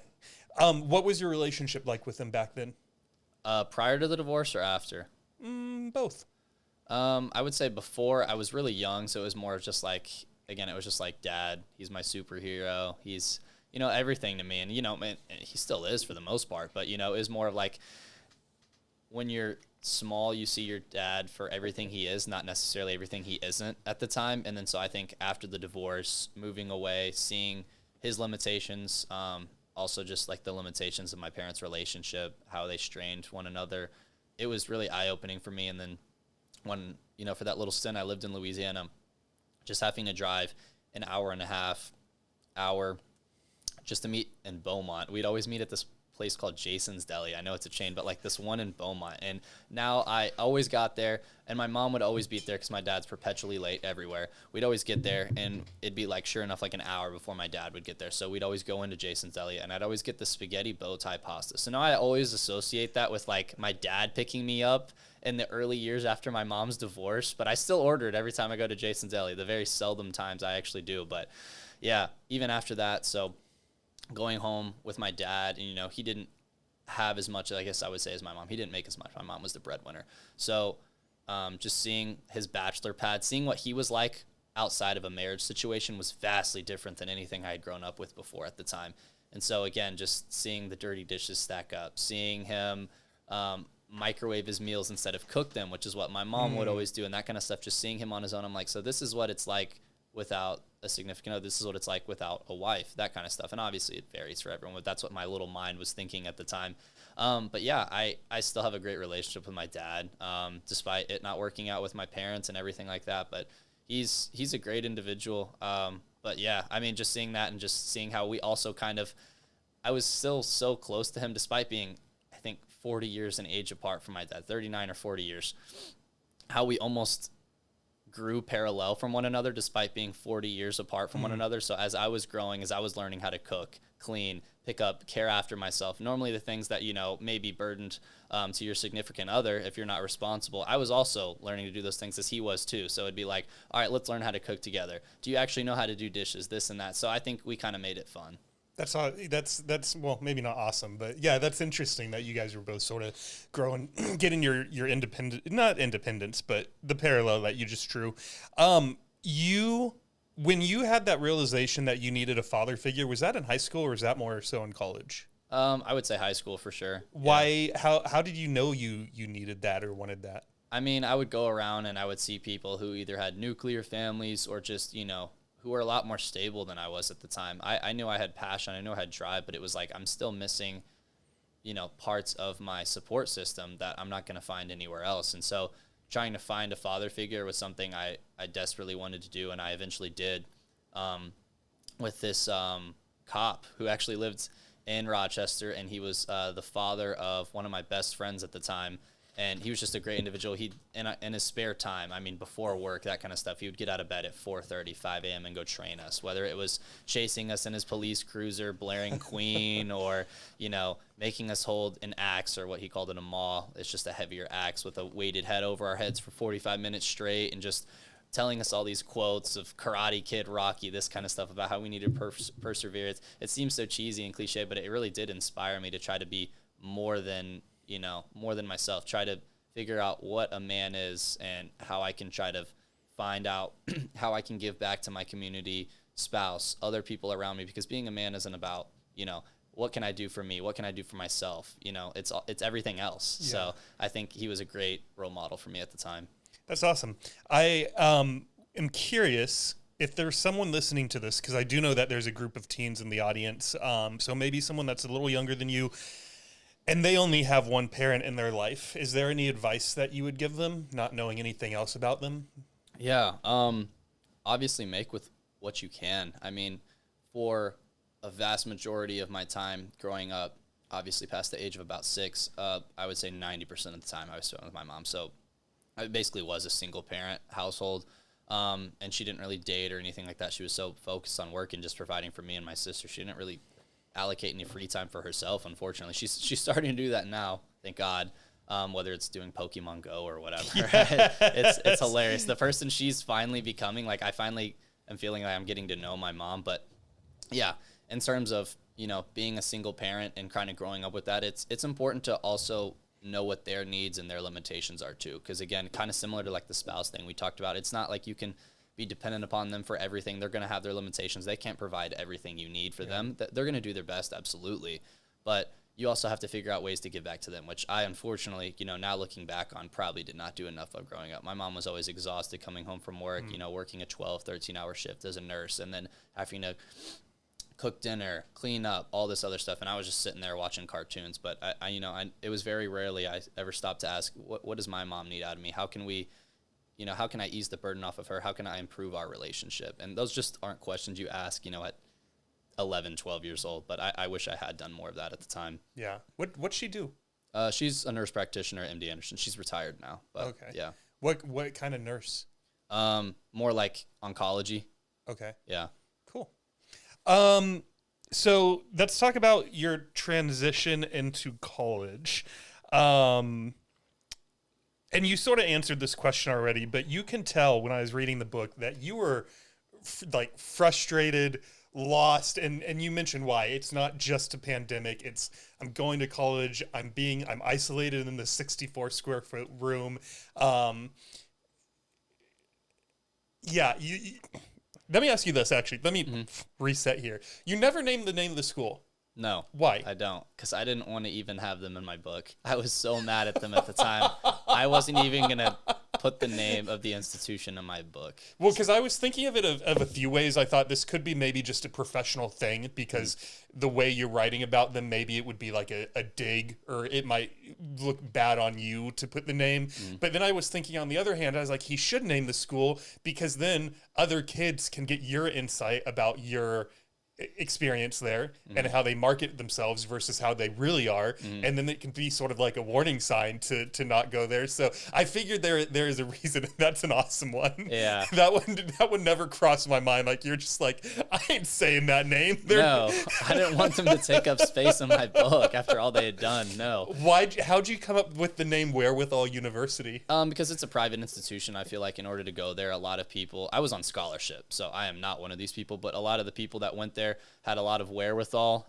It's just expendable cash that went there. And a lot of it, I fell into the trap that is so commonly now known as like being a mediocre athlete and wanting to continue that dream on probably, when I could have just gone to a regular school like I had now, a bigger school, give up sports, but, focus on my other passions, media, academia, social life, that kind of stuff. But I fell into the trap of wanting to continue that dream and ultimately almost even forfeiting my education for it, just because I really wanted to continue playing football for those 4 years. And so I went to this, what I thought was a really good institution, was going to be offered to play football there for the next 4 years and everything like that. And of course it was a private, small liberal arts college, but I advise almost everyone, unless you got like a full ride or you really click with the student body, you visited a few times, a few alumni, to avoid that completely. Because I just think the opportunities that are extended to you at a larger institution, like a tier 1 institution, are just exponentially greater than whatever thing they can offer you, whether it's, we'll let you play volleyball, football, tennis for another 4 years. It's not worth it. It's really not. And was part of the reason, did you want to go to a Christian school? Because you said that on your LinkedIn profile that you thought it was rooted in Christian values. Were you looking for that, or was it more so that they were just going to let you keep playing football? I mean, definitely I wanted Christian values. I wanted to reciprocate the exact community and identity I had formed in Rochester. I didn't really want to grow at the time, which, for better or for worse, I eventually did grow and find myself, and then obviously transfer to Texas A&M. But I didn't want to grow. I thought the legacy I had built, the friends I had built, while they were great in Rochester, I wanted to find the exact same thing in college. And so it was going to be a smaller school. It wasn't going to be, this huge whole funding thing. It was going to be you fighting for the guy next to you, exactly what I had done for the last 3-4 years in football. And I thought that was going to be great. I'm getting to know my professors. It's a smaller setting. I'm not going to be in any of these lecture halls with 300-400 other people. They're all intimate settings. I'm going to learn more. At least that's what I told myself. In reality, it was anything from that, but that's what I was hoping to find. And obviously, yeah, the Christian values definitely played a role in that, but I don't know why they advertised that. I don't know why they claim that. There was nothing Christian about that school whatsoever. Yeah. Like I said, they wouldn't even let you, the library was closed because of COVID. They wouldn't even let you do that. And the few churches and mosques on campus were closed because of the pandemic, but then they would release these pressers in our emails to be like, hey, this sex shop that's like not affiliated but kind of affiliated with us is open. Go get sex toys and all this other stuff. We openly encourage you guys to have intercourse, but don't kiss. Whatever you do, don't kiss. That's so wrong because of COVID and everything like that. And I was just like, how are you going to encourage kids to hook up with each other like animals who could possibly contract a lifelong STD, but you're not going to let them kiss or look each other in the eye? That just seemed so far removed from me. And that's just one example I had of how twisted and backwards that school was. So, you know what always got me was that my biggest frustration in early 2020 was that like Total Wine and More was open, but my gym wasn't. Mm-hmm. It was just wild to me. I was like, why can we go buy booze, but I can't go do this thing that will make me healthy? Exactly. It's 2 buildings with people in them. What's the difference? Open the fuck up. Yeah, no. Does cursing bother you? No, okay. Not at all. Not at all. I was more worried. I didn't want to curse because, like you said, you had a few younger people listening to the podcast. So I was just... Oh, I curse all that. They know. Mm-hmm. They know about sex and cursing. And right. No, I try to moderate it for about the first 10 minutes, but we're well past that now. Mm-hmm. Yeah. You said specifically that... Sorry, let me find it in my notes. They shame and ridicule anyone who did not meet their idea of a woke, underprivileged victim. What was one example of that? Oh, man. So, yeah, I actually have the perfect example of this. Her name was Abby. I can't remember her last name, but we'll roll with Abby. In one of her Zoom classes, obviously online, everything like that, she was sitting in her dorm, and I had it with her. And we were in the Zoom together, and we were... I can't even remember what the class was, but almost kind of like how the 9/11 thing, like we were talking about, it didn't matter what class you were in. Racism always got brought up somehow. So whether it was English, history, rock and roll, they had some of those classes too. It was always somehow racism got brought into it, which again, it's a conversation everyone needs to have. You need to realize your privileges, disadvantages, advantages, everything. You need to be aware of who you are and how you can give back and how you can help underprivileged groups. 100% on board with that. Nothing wrong with that, absolutely. But when it's getting brought up in my Latin courses and my math courses and my English courses, it just got so tiresome. And I remember that we were participating in this discussion. And they're like, the professor, I can't even remember her name at the time, was like, all right, we're going to openly encourage our white students, to start, I'm going to put you in breakout rooms, and you're going to be paired with an African-American student or, an Indian student or an Asian-American student, and you guys are going to openly apologize to them. I want you to, go to a Google Doc, type out, a 2-minute speech, and you're going to apologize to them. I'm like, whoa. I haven't done anything to this person. What are you talking about? Like, just me being white, me being here? I think that's what they were getting at anyway, but it was just like this almost, oh my gosh, it was so weird. It was like this 1984 type stuff, you know what I mean? It was just so weird, and we had to go apologize to these people. And I remember Abby, who wasn't really participating in it. She was still in the lecture, she was still present, but she had like her camera turned off, and she didn't want to participate in these discussions. And this would go on and on week after week after week. I remember we were having this discussion about privilege and racism and all that kind of stuff. And she was like, Abby, if you're not going to participate right now, you need to acknowledge that silence is violence. And you, by not actively contributing, you are also harming these African-American individuals, yada, yada, yada. And I'm like, they're at the same institution we are. You know what I mean? Whether they're on scholarship or not, that, they're roughly in the same playing field as we are. You know what I mean? Like, it was so weird to me that like they were forcing these people to openly apologize to these people. And it's just like, if you didn't meet that criteria, they were going to openly ridicule, mock you, shame you. And she got called out again and again and again by this professor so much that she like called her parents and was crying. She was like, am I actually racist? Like, I don't know at this point, like to the point of gaslighting her. And I'm like, you're fine.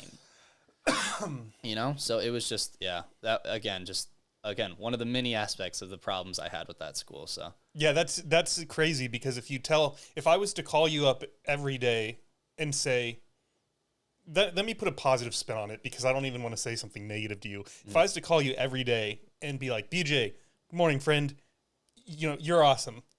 Go keep being awesome.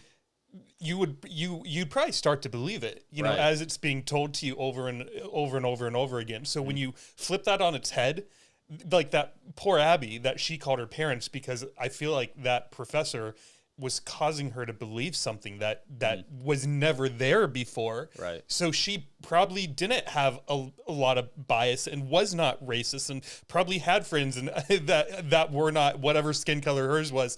And then because of this professor, now she's like starting to believe this terrible thing about herself that never existed in the first place. Yeah, I totally agree with you too. And that was, again, just like the indoctrination, the repetition of that, this whole victimhood mentality, and just, apologizing for things I can't even control, like my skin color. You know what I mean? Like I'll be the first to admit I'm privileged. I'm more privileged than a lot of people. And again, what I want to do with that privilege is use it to build businesses, give back to other communities less privileged than mine, like that's why it was important for me to befriend John at the beginning. He grew up in a neighborhood far worse than mine, when meth labs across the street. He had a meth lab across the street. Blowing up across him, and the kids didn't have 2 pennies to scrape together, but he was still my best friend in high school. So yeah, I mean, again, when you tell people over and over again that you're racist, you're pathetic, you're this or that, you should be ashamed of your skin color, you should be ashamed of the wealth your parents have amassed, yada, yada, yada. It's just like, I just think that could be, taken with an entirely different approach if you're actually trying to get across this message of how, we're privileged and we should be more aware of our privileges.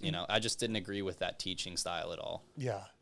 One of I'm going to backtrack a little bit here, because I think this happened more so when you first got to campus. You were sort of pondering, like, all these kids seem to be really confident. Are they just faking it? And do I need to fake it? What do you think about that concept of fake it till you make it? Yeah, I mean, at the time, I don't know how much faking it would have actually gotten me. I think in a normal situation, especially now that the pandemic's calmed down and everything, absolutely. If you're unsure of your surroundings and everything like that, fake it. Go to a party, whether you know someone or you don't. Go to a sporting event, whether you know someone you don't. Constantly be putting yourself in these situations where you might be slightly uncomfortable and challenging yourself to fit in, make friends, talk to people. I think faking it till you make it is a huge part of, finding your group who eventually you don't have to fake it with at all. Yeah, I was talking with a few podcasters once about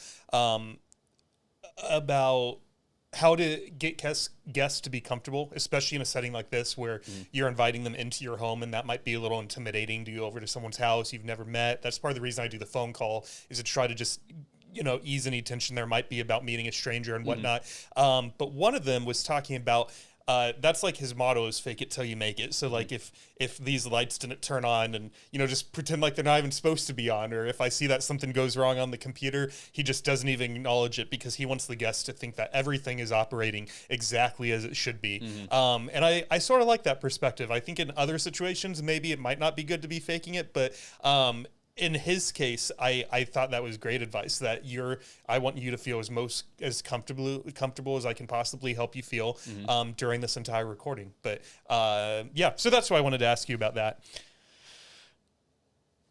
Anything else on faking it till you make it? I think you kind of hit the nail on the head, like you said. I mean, I just think it's an important part of building that self-confidence. If it's not there, again, just fake it. I mean, it's, you know what I mean? Like you're not going into an exam. You're unsure of yourself. It's, I did study enough for this. I do know what I'm talking about. I am confident I can nail this test, because I think multiple studies have proven this too, that they have gotten individuals in a room. Specifically, the one we looked at in one of my sociology courses was that they told these Asian women, they were doing this study on the SATs or something like that, or just standardized testing in general, whatever it was, that they were like telling them, they appealed to the stereotype that Asians are smarter, Asians are better at math, that kind of stuff, and they actually performed better. And then they actually went and got the same group of people, I think a few months later, and they were like, all right, we're going to have you take the same test, yada, yada, yada. But then they were filling them with all this banter about how you're a woman, you're not as good at math as men, you shouldn't be taking this test, blah, blah, blah. And they actually performed worse. So again, I think that kind of goes hand in hand with faking it till you make it. If you don't feel the least bit confident in what you're doing, you can at least tell yourself that you are. You can at least put that much effort in, and just pretending, showing that front to other people, I think they're going to reciprocate your energy, and you're going to feel a lot more comfortable than just doubting yourself every single step of the way. Yeah.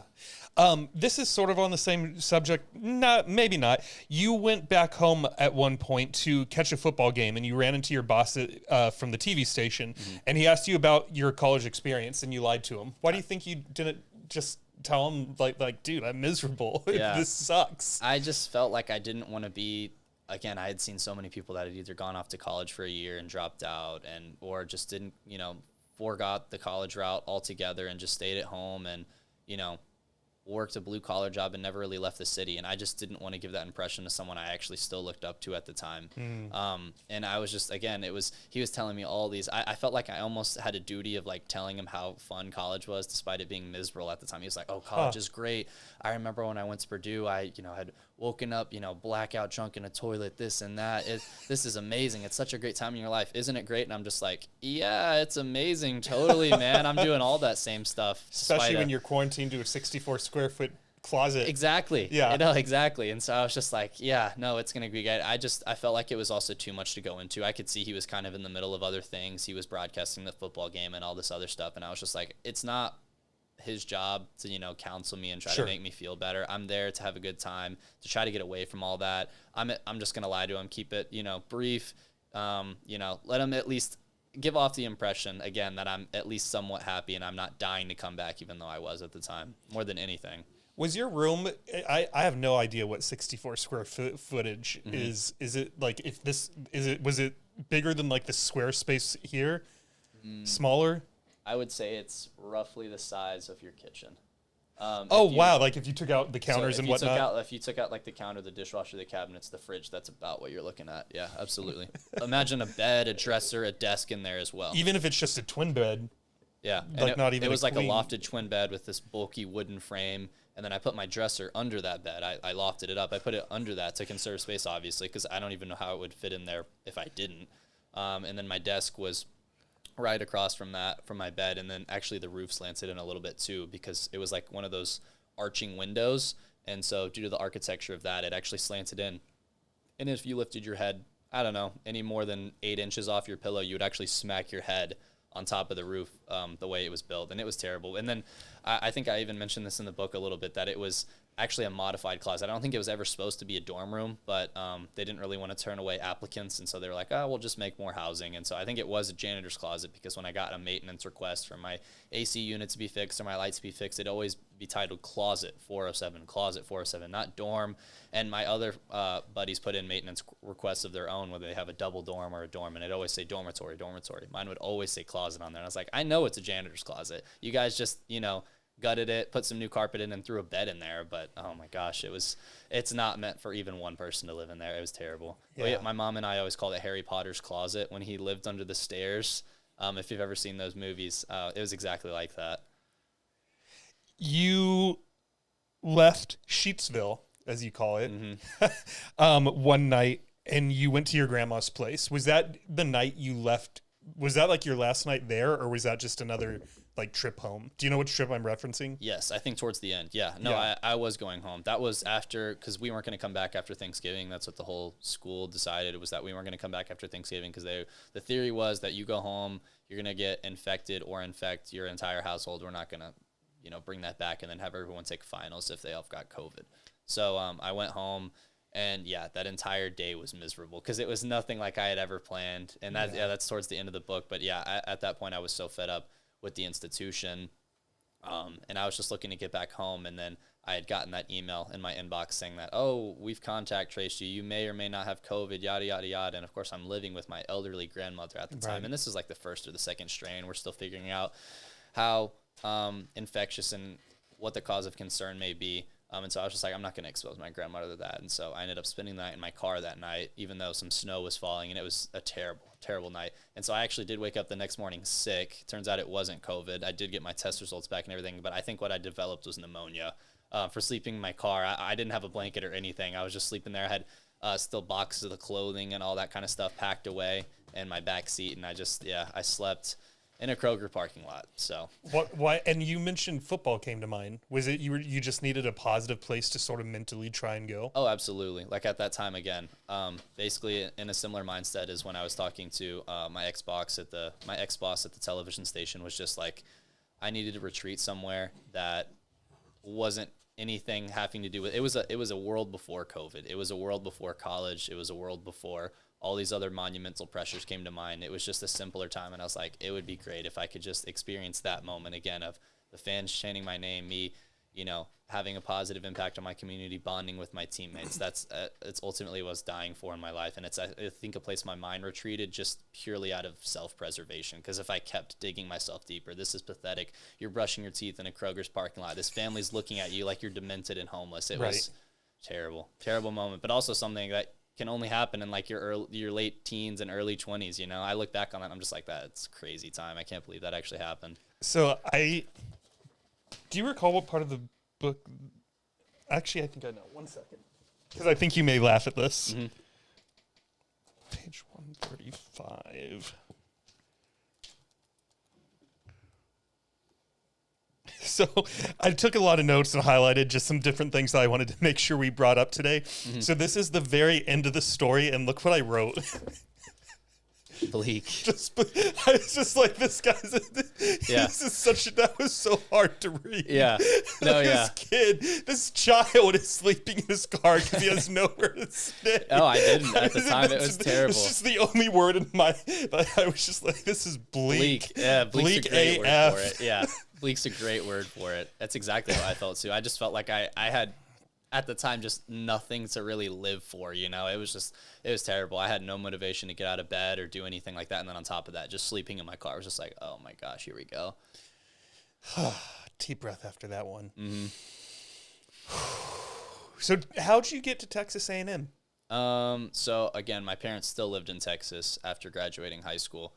And so more or less, I was just looking up places that weren't, institutions to attend that weren't like crazy woke at the time, to the point where it was just like annoying. I couldn't even get to my class curriculum if they were going to be so obsessed with these ideas of racism and DEI and all that kind of stuff. So I was like, I got to go to a place that doesn't have all that stuff. So I was just looking up like the most, it sounds so stupid now saying it out loud, but I think I Googled like the most unwoke colleges in the U.S., yada, yada. I was just doing my research, stuff like that, like places students feel at home, you know, the best institutions that are highly rated by their students, yada, yada, yada. And then I just came across like Texas A&M was rated like third best in the nation for free speech and that kind of stuff. And actually, the institution that I attended, this is a fun fact, I think 2 or 3 years in a row, starting the year I went there. They weren't like that before. That's what I'm saying. It was so weird. It was like a day and night switch from when I toured to when I actually attended there. 3 years in a row, starting the year I moved there, they were voted the worst college and or university in the entire nation for free speech. The very worst.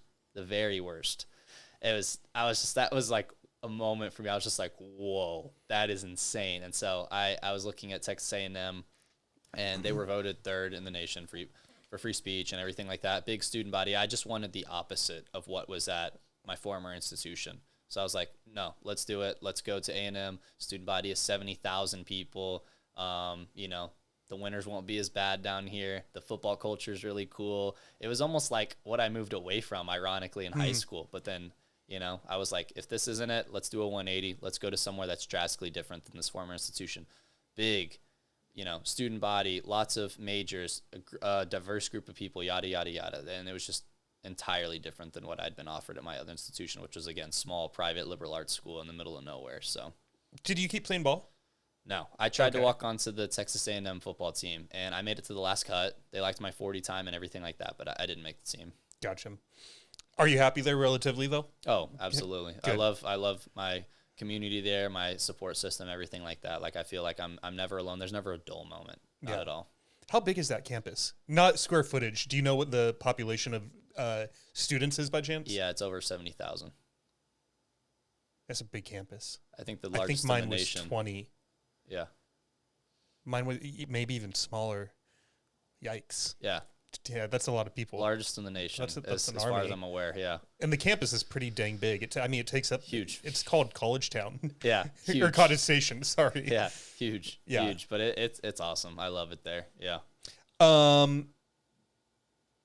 Before we move on from the book and whatnot, is there anything else that you want to cover or talk about? As far as the book and everything goes, I don't think so. Okay. All right. Let me just say real quick, thank you for being here tonight. I'm really enjoying this conversation. Yeah, absolutely. You're a very good storyteller.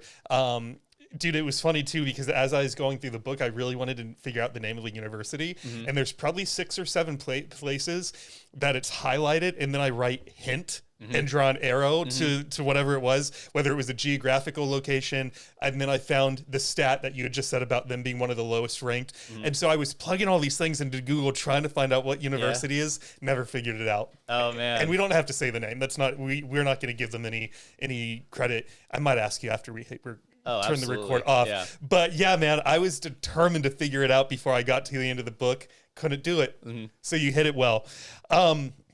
Before we do wrap up, I wanted to read one last section to the audience. And by the way, if you guys are still with us as well, and you're enjoying this conversation, I think BJ's story is really awesome, because I think that we sometimes think that you have to write it out with this college, you have to write it out with this high school, that because I majored in this, I have to stick with my career. And you just kept pivoting until what you found what's right for you. And we're going to talk some more here in a minute about identity and loneliness and a few other things. But I bring all this up to say, if you're enjoying this episode, please help us spread it to more people who could learn from BJ by going on to Spotify, giving us a 5-star review, subscribing on YouTube, and leaving us a written and a 5-star review on Apple Podcasts. And if you do that for me, I promise that I will continue to invest my time, energy, and money into making this show bigger and bigger for you guys. With that being said, there is something that you wrote when you were still in high school, and you said, "Time was waning, and my only mission was to unify the same city that made me.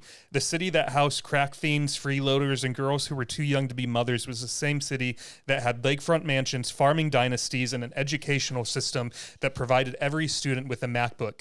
I didn't have much authority, albeit, but if scoring a touchdown, ringing the Salvation Army bell, or broadcasting informative content about the school's nicotine crisis carried any weight, I was going to see it through." And what I just absolutely loved about that is you admitted, all right, maybe I'm not the mayor of this town, but I can do something. And even if it's a small contribution, I'm going to give that contribution. And I just love that as a high schooler, you already had that realization that I'm not going to have, what is it, like some and not imposter syndrome, but essentially you didn't let your age, your power or lack of, or your influence or lack of stop you from saying, I am determined to make this place better somehow. And I just really admired that about you. Yeah, again, that's ultimately what I try to wake up and do every single day. Whether even it's still at A&M, again, there's 70,000 people there, the largest student body in the nation.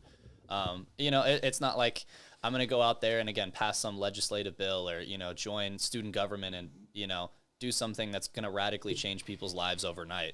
It's not going to happen. It's not realistic. But what you can do is create little change. So finding whatever it is you're good at, whether it's, in my case, it's writing. Maybe you're good at sports. Maybe you're good at, academia. Maybe you're good at whatever social club it is you're in. But finding those outlets and to where you can cater towards your strengths and then make a difference in other people's lives. Again, I wasn't going to be the mayor. I wasn't going to create affordable housing in Rochester overnight at 15 years old. It just wasn't realistic. But if I could give people entertainment on Friday nights, away from their blue collar jobs that are super rough, and score a touchdown, and maybe it brings a smile to their face, or ring the Salvation Army bell and maybe get a few quarters thrown in the change bucket, and, use that to buy some food for families that are less privileged than mine. That's amazing. Do it. It doesn't take an army to make a change of good, Yeah. So that's ultimately what I tried to do. Hell yeah. I love that. I wanted to talk about loneliness and your most recent article in the Battalion. Yeah. Dude, I had no idea that there are women who are getting paid over $10,000 a month for just speaking to guys. I had not for sex. No, not for These sex. Aren't sex cams. These aren't. No. How do you happen to recall where you got that figure? It was on, I think it was a Business Insider article or maybe Forbes, one of those two. But yeah, I just looked it up online because I was looking up like how much do people make just chatting with guys. Again, not even a sexual thing. People are going to throw away their money on OnlyFans, whatever. But right. Just wanting that social interaction with people. And then obviously that article stood out to me. So I think it was on Business Insider or whatever. I could Google it for you after the show or whatever, but yeah. And not because I didn't believe it, but because I want to read more. Mm-hmm. It really piqued my curiosity. Yeah. What did you think when you saw that figure? What went through your head? It was hard for me to believe, but at the same time, it was more of just like disappointed, not surprised, if that makes sense. So yeah. I was just like, yeah, it's terrible. We have reached that age. It's the digital isolation. I think, again, people are so dependent on their phones. Entertain me, provide for me, that kind of stuff. A phone's not going to go get you a friend. A phone isn't going to fulfill your life's purpose for you. It's there to entertain you. The same as like a television, The generation before that, they would come home from work and sit in front of the television and, watch it 4 or 5 hours before going to sleep at night. I just think there are other outlets you can depend on to bring you happiness, things that we've had since the dawn of time, as I mentioned in the article. Yeah. Just speaking to people. It's like we forget how to do that so often, or we're just scared to reach out to new people. And I don't think we have to be. And if you're not, then, you form more friends. You form those relationships with people. You find out what's most valuable to you in life. Yeah. And if you rely too much on social media, dating apps, that kind of stuff, I think it deprives you of those social skills, which then leads you to just pay for talking to someone, which is crazy idea to think about. One thing that I resonated with the book, here I am a 36-year-old man relating to a kid who was 16, was being on an app, whether it's one that's more social like Snapchat or one that's more dating driven like Tinder, and spending hours just talking to people, because I've never paid to talk with someone, so that was a little bit of a curveball for me, but I definitely could relate to that. One thing I love about podcasting is two things. One, I've noticed that my phone usage has gone down dramatically because I just literally don't have the time. And I was thinking about it the other day, and I was like, what did I do on Saturdays before I spent all my time editing and finding guests and preparing questions for the next guest that's going to come on? I was like, I really just wasted a lot of time on my phone. Maybe not the entire day, but I was on my phone so much more. So now I sort of put the phone away, and I have like something I'm working towards that makes me feel so much more fulfilled and satisfied and whatnot. But one of the other benefits too, to your point, is that because I've committed to the audience that I'm going to release an episode every Saturday, I have to meet at least one new person a week and have a 90-minute to sometimes 3-hour and 45-minute conversation with them. And it's typically someone who we've only met through social media. We've had our 15, 20-minute introductory phone call. And outside of that and whatever research I've done to prepare for today, I don't know you. And we might not necessarily become friends. We might not ever see each other again. But still, I got a ton of value from having you over tonight. I hope that you feel this was also a valuable use of your time. And I don't feel lonely at all after this. After you leave, I'm on like an adrenaline high after you go. I'm like, that was such a good episode. Yeah. I got to meet someone new. He was interesting. He had great things to say. I can't wait to release this to the audience. So I liked how you summarized that article by basically saying, get busy, put down your phone and go do something. I believe you said, I wrote it down because it made me chuckle. My eye suggests spike ball. Yeah. But let me ask you a few pointed questions from that article. You call this the danger zone when you notice that you're spending a ton of time on apps talking to people you more than likely won't meet, or maybe you're even paying to talk with someone. What's something that you do personally to avoid the danger zone? Yeah, so I had slipped into the danger zone significantly, obviously, even freshman year when I was cooped up in my dorm, sophomore year, even a little bit of junior year when I had social media. But I've actually, like, I say cleansed myself. If you use social media, it's fine. You know, I just say, like, use it in tidbits. Use it in times that are going to be most meaningful to you. You know what I mean? If it's getting to the point where you can't set it down and you spend 4 hours on, you know, social media rather than going out and playing spike ball with a friend or whatever it may be, going to a club, meeting new people, maybe that's when you should start asking yourself the questions, is this the time I'm spent most happy? If it is, if you are an introvert, cool, continue to do that. That's great. You know what I mean? But I just figured social media and, you know, having it, again, all from apps ranging from Snapchat, TikTok, Instagram, all these other things, it was just eating away all these tidbits of time that I just didn't really have to spare. So like you said, I think my screen time now has gotten down to like 32, 36 minutes a day. It wavers in between there. Wow. A majority of which is just spent texting other people. Again, making plans to meet up with those people more specifically, not just, hey, what are you doing? Chilling, you up? Cool, that kind of stuff. Just all these little things I felt like were so unnecessary in terms of communication that you would just get on Snapchat. I couldn't tell you how many times I would Snapchat a girl or something I was super into, and they would just send me a picture of like, you know, like some weird angle of them, you know, of the camera looking up at their face, and they're just walking in class and no caption. I'm like, what does that do? What purpose did that serve? Why did we both take the time for you to send that to me and for me to open that when it didn't serve any purpose at all? I'm not getting closer to you. We're not meeting up, you know, to form a relationship, nothing like that. Even this right now, like you said, we may never meet again. I may never be on another podcast, whatever it may be. It still has served a purpose. You know what I mean? It's still served a purpose for both of us and for the audience. Exactly. Yeah. But something like that is just so void of any meaning. I was just like, why am I doing that? So I had to get away from that. And so again, just like falling into that danger zone of communicating with all these people who you're not going to see off screen. I don't think it's needed. I think it's totally unnecessary. Granted, there are certain situations, whether it's a long distance relationship or maybe your friend's off, you know, in Poland fighting a war or whatever it may be. Cool.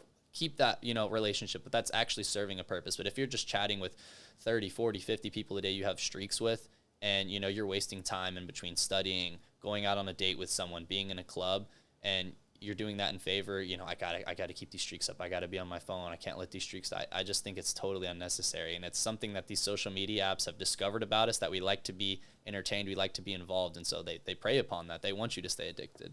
It's funny. I read articles that say like, oh, this generation is spending 7 hours a day on TikTok. And it's one thing to read it, but a couple months ago I was in the sauna, and there is a guy who, if I had to guess, was probably close to your age. And he took a picture of himself on Snapchat of just his face sweating profusely, didn't write anything, and sent it to someone. And then on the sent page, he kept pulling it down to refresh to see if this person responded. And I'm assuming it was a she. I shouldn't make assumptions, whoever he's messaging. So he refreshes, goes down, finds another name, double clicks, takes the same picture, sends, refresh. That person's not responding right away. Goes and finds another name, takes the exact same. And I watched this dude do this for like 15 minutes. I didn't watch him the whole time, but I was in the sauna for 20 minutes. He was in there about the same time. And the entire time he just kept doing the same thing. A part of me, initially, if I'm being 100% honest, I was judging him. I was like, what the freak is this guy doing?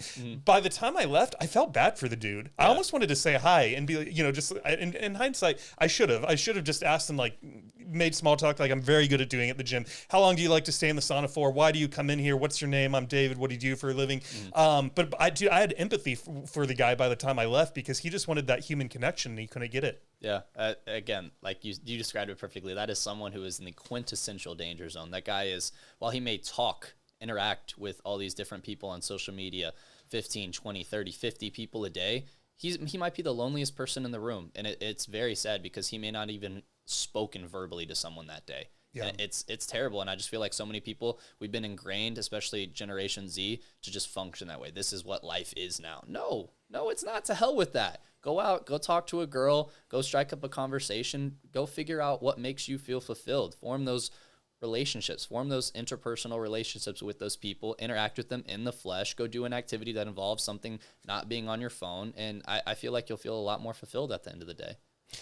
Do you feel like one of the things you mentioned in the article is that that you feel like guys might not get as much emotional support as they need? Do you feel like you do? Me personally, yes, but that's also because I feel like it's just taken a lot of self-discipline as well, not falling into the danger zone, surrounding myself with people who will reach out to me if they see me that I've, my emotional stability has fallen out of kilter, or they will reach out to me and support me if they see that I haven't published an article, or I haven't been showing up to class. Hey man, are you okay? You feeling all right? What's going on? Oh, you're in the middle of a breakup. All right, I get it. I can be over there in 30 minutes with some beer and Mario Kart, whatever it is. You know what I mean? And just finding those people who are actually going to give as much into the relationship as you are. If you find yourself surrounded with people who aren't willing to give anything to continue your relationship, I would suggest evaluating it for sure, because it's probably not serving a purpose at all other than keeping a streak alive, talking with them. You know what I mean? So yeah. I had a feeling that you were going to answer that way, and I'm in a similar boat myself. I think when you proactively think about how can I build my inner circle and even my slightly outer circle, and just who's in my community and who's in my phone and who's in my sphere, lonely days do come. I would be lying if I said in 2023 there weren't days where I felt like I was doing this all alone, and it just happens naturally. Especially like you said earlier. When I asked you the happiness partner, when you're single, you have those moments sometimes you're like, man, it'd be really nice if there's another body in the home right now. But if you're intentional about it, I think you can find yourself not feeling the need to pay for a phone call. Yeah, I think so too. Again, it just takes self-discipline. One of the things that you said in the book is that you were scared about is there's no redo. When it comes to life. Oh, and we read that section. Did we read that section? I don't think we got quite to that part, but it was the same poem. Yeah. Yeah. That's right. Is that something that still scares you? Not as much anymore. I think I was more scared because it felt like I was almost ripped out of the ending, the storybook ending that was promised to me and all my classmates for, 12 odd years while we climbed up each grade and, eventually made it to the top of the hierarchical ladder. And, we were just deprived of that. There wasn't any prom. There wasn't any sports season. And there was no promise that I was going to cap off my high school education with all these cool things that, I've seen in movies 1,000 times over. There was no promise. And so for me, it was a fact that there was no redo. And for a while, it was just like, how am I going to be remembered? How am I going to, do something that actually makes a difference in other people's lives? There is no redo button. But that also is what gives life meaning. And like a really cliche Dr. Strange quote, I remembered it was like, knowing your days are numbered is what gives life meaning, or something like that. I think that's what one of the sorcerers says to Dr. Strange or something, but that's honestly like it. That is how I look at life too. Like that is what gives life purpose. If you could just press replay on every single day, what's to stop you from, watching Netflix 8 hours a day, every single day, eating a bag of Doritos in your bed and never making anything of yourself? That's absolutely what gives life meaning. So you have to look at it as something as this day is never going to come again. March 1st, 2024 is never going to come again. The sun rose today. It's going to set in a few hours. And what did you do in that day? It will be recorded history eventually. You know what I mean? So what is tomorrow will be recorded history eventually. So what are you going to do proactively to prolong not only your time, but the legacy you're going to leave? I like that you sort of just covered one of the things I was going to ask you, which is on that form I had you fill out, you know, reevaluating yourself on a daily basis. And whatnot. I'm trying to remember the rest of what you said, but you sort of just hit the nail on the head with it. And at the same time too, I'm not even going to go down that route. Well said. Thank you. You're welcome. So I'm really happy that you came here today. Part of the reason is because somewhere in the book you told someone, I don't enjoy opening up to people. I never really have. Yeah.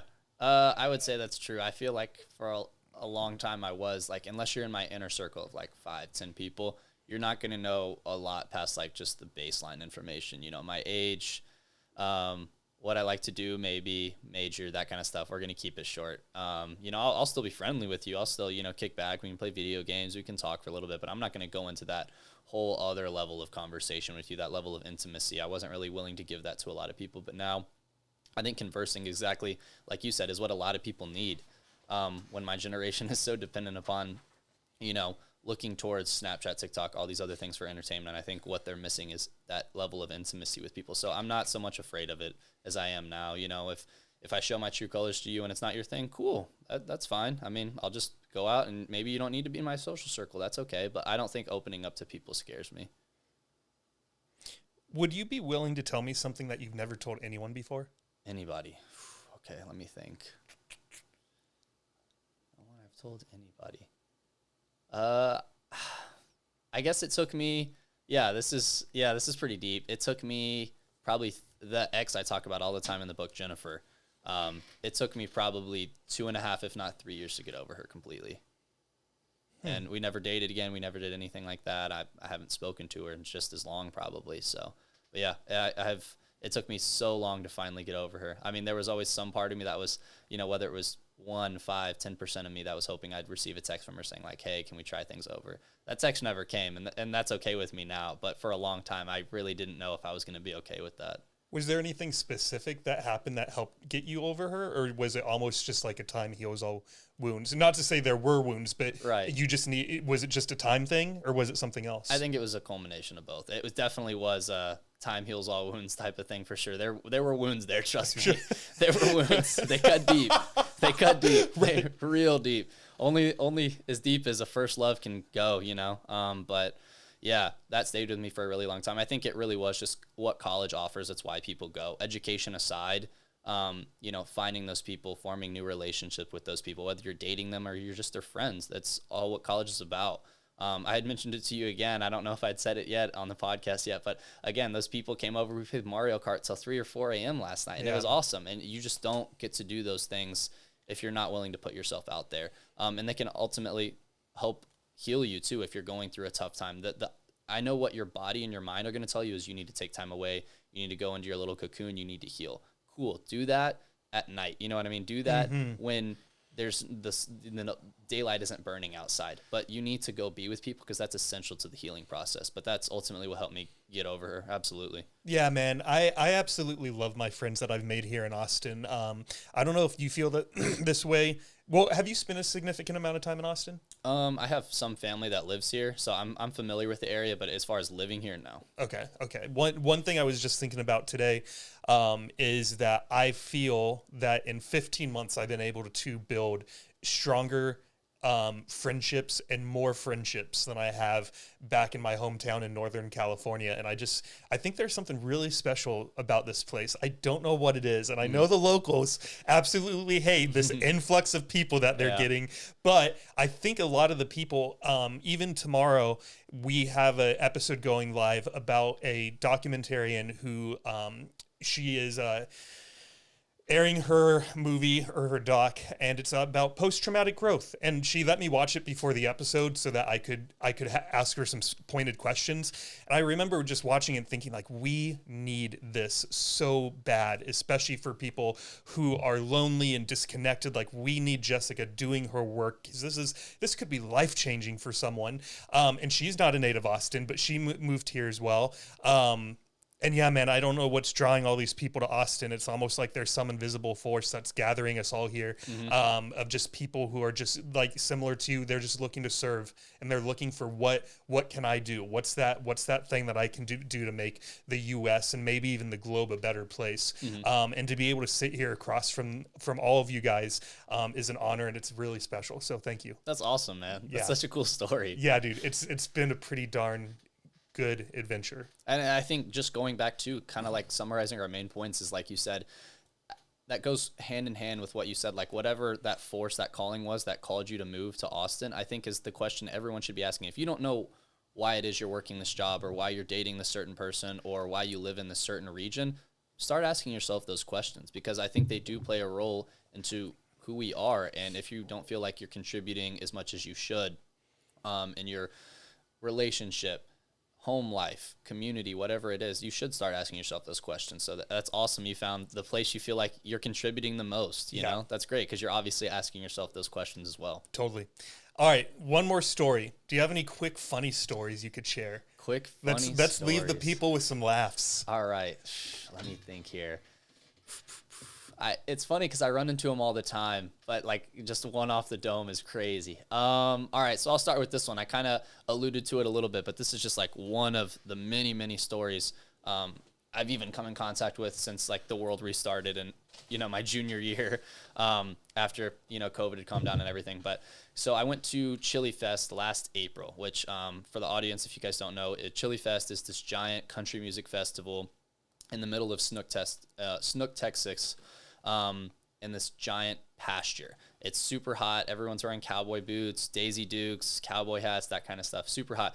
And the floor, I mean, you can't even see the grass. It's a pasture, but you can't see the grass. It is just littered with beer cans, Truly cans, whatever. It's just silver, aluminum. You just hear crunch, crunch, crunch, crunch, crunch anywhere you walk.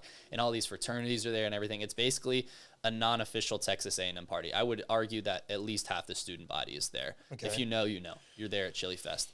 And so going there and everything like that, oh man, like it's just the sea of people and just the chaos, the energy surrounding it was crazy. And so we're corralling all our friends. We're trying to leave. It's been a great day. We saw Whiskey Meyer there last year. It was amazing. We're corralling all these people. And one of my roommates, who I'm really close with, we had lost him like an hour or two ago. And I was like, he's his own grown man. Sure, he's had a few drinks, but like, I'm sure he's by the car waiting for us or that kind of stuff. And I just can't express how little of an area it is with so many people. Like it's finding a needle in a haystack. We weren't going to find this guy. I was like, we're just going to meet at the car. There's no sense in waiting around for him. They were literally like kicking people out at this point.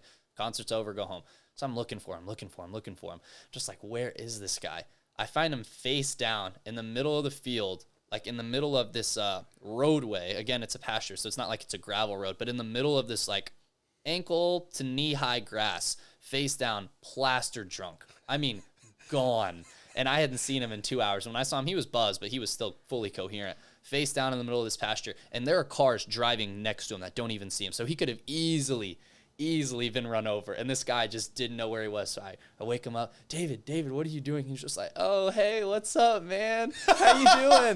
I was like, bro, it's time to, we gotta go home. He's just like, oh yeah, where's the car? He'd like, by the grace of God, I don't know what it was, his subconscious functioning, whatever it was, he'd left the concert there like an hour or two ago and had just fallen down just randomly after he got too drunk to stand up anymore. And he just so happened to fall next to like the 1 in 10,000 cars that we had actually driven there. He was right next to it, again, in like the middle of this road that people were driving over. Had we not gotten to him 5 minutes, later, he may have been run over or something, but he was next to the car there where we were going to meet him.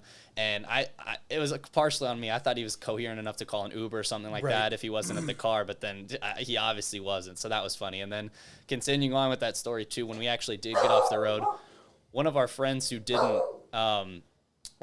actually didn't even drink. You're good. One of our friends who didn't even drink was driving us home, and one of the cops that were conducting traffic and everything was like, all right, stop. And Nelson, one of my roommates is just this ball of energy. He's always anxious and everything. When the cop said stop, this guy thought go for whatever reason and hits the cop, like almost ran this guy over, like takes him out at the knees. He falls down on the hood. He starts banging on the hood. He's like, what are you doing? Do I need to test you and see if you're drunk? He was like, I haven't had a drink yet, sir, which is completely true. He doesn't drink ever. He's always stone cold sober. He's like, do you know what this means? Do you know what this means? He was just like, yeah, I think it means stop. He's just like, just get out of here, go. And oh my gosh, that whole day was crazy. Faddington. He likes to bark at the neighbors for entering their home after a long day of work. It's great. Yeah. It's a really nice, warm welcome.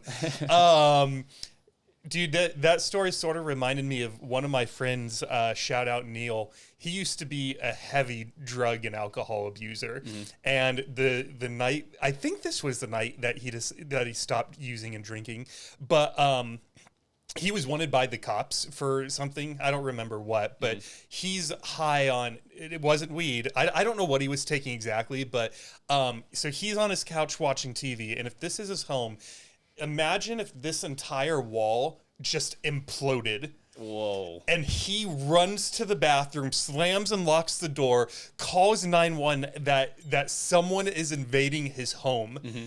And it ended up being the SWAT team to arrest him. Wow. So he called 911 like, on the police. Yeah, we're there. Right. We're in your living room. Yeah. And I just absolutely love that story of just, I'm glad he's sober now. Yeah, to say the least, right? Yeah, I think he once you start calling 911 on 911, that's a sign that maybe crazy. You should reel things in a little bit. That sure as the hell beats any story I have. That's awesome though. That's a great story. Yeah, no, yours was good too. Is that event the Chili Fest? Is it mainly for students, or can anyone go? Oh, anyone can go. It's obviously like catered toward college students just because of proximity to A&M and everything, but anyone can go. Well, BJ, this has been extremely fun. And I don't know about you, but it flew by like quicker than some of the more recent ones I've done. And that's no slam on any guest. This one just, for one reason or another, like we just sped through it. And at one point I was like, is this going to be the first like 50-minute episode? Yeah. And I looked over and we were an hour and 40 in or something like that. Oh man, that's crazy. Yeah, I felt the same way, man. Thanks for having me on. This has been a blast. Yeah, dude. Anything else that we should talk about? Not anything that comes to mind for me. All right. Nope, I don't have anything either. Well, guys, thank you for tuning in. Have a good Saturday night. Stay healthy, stay happy. We'll see you next week.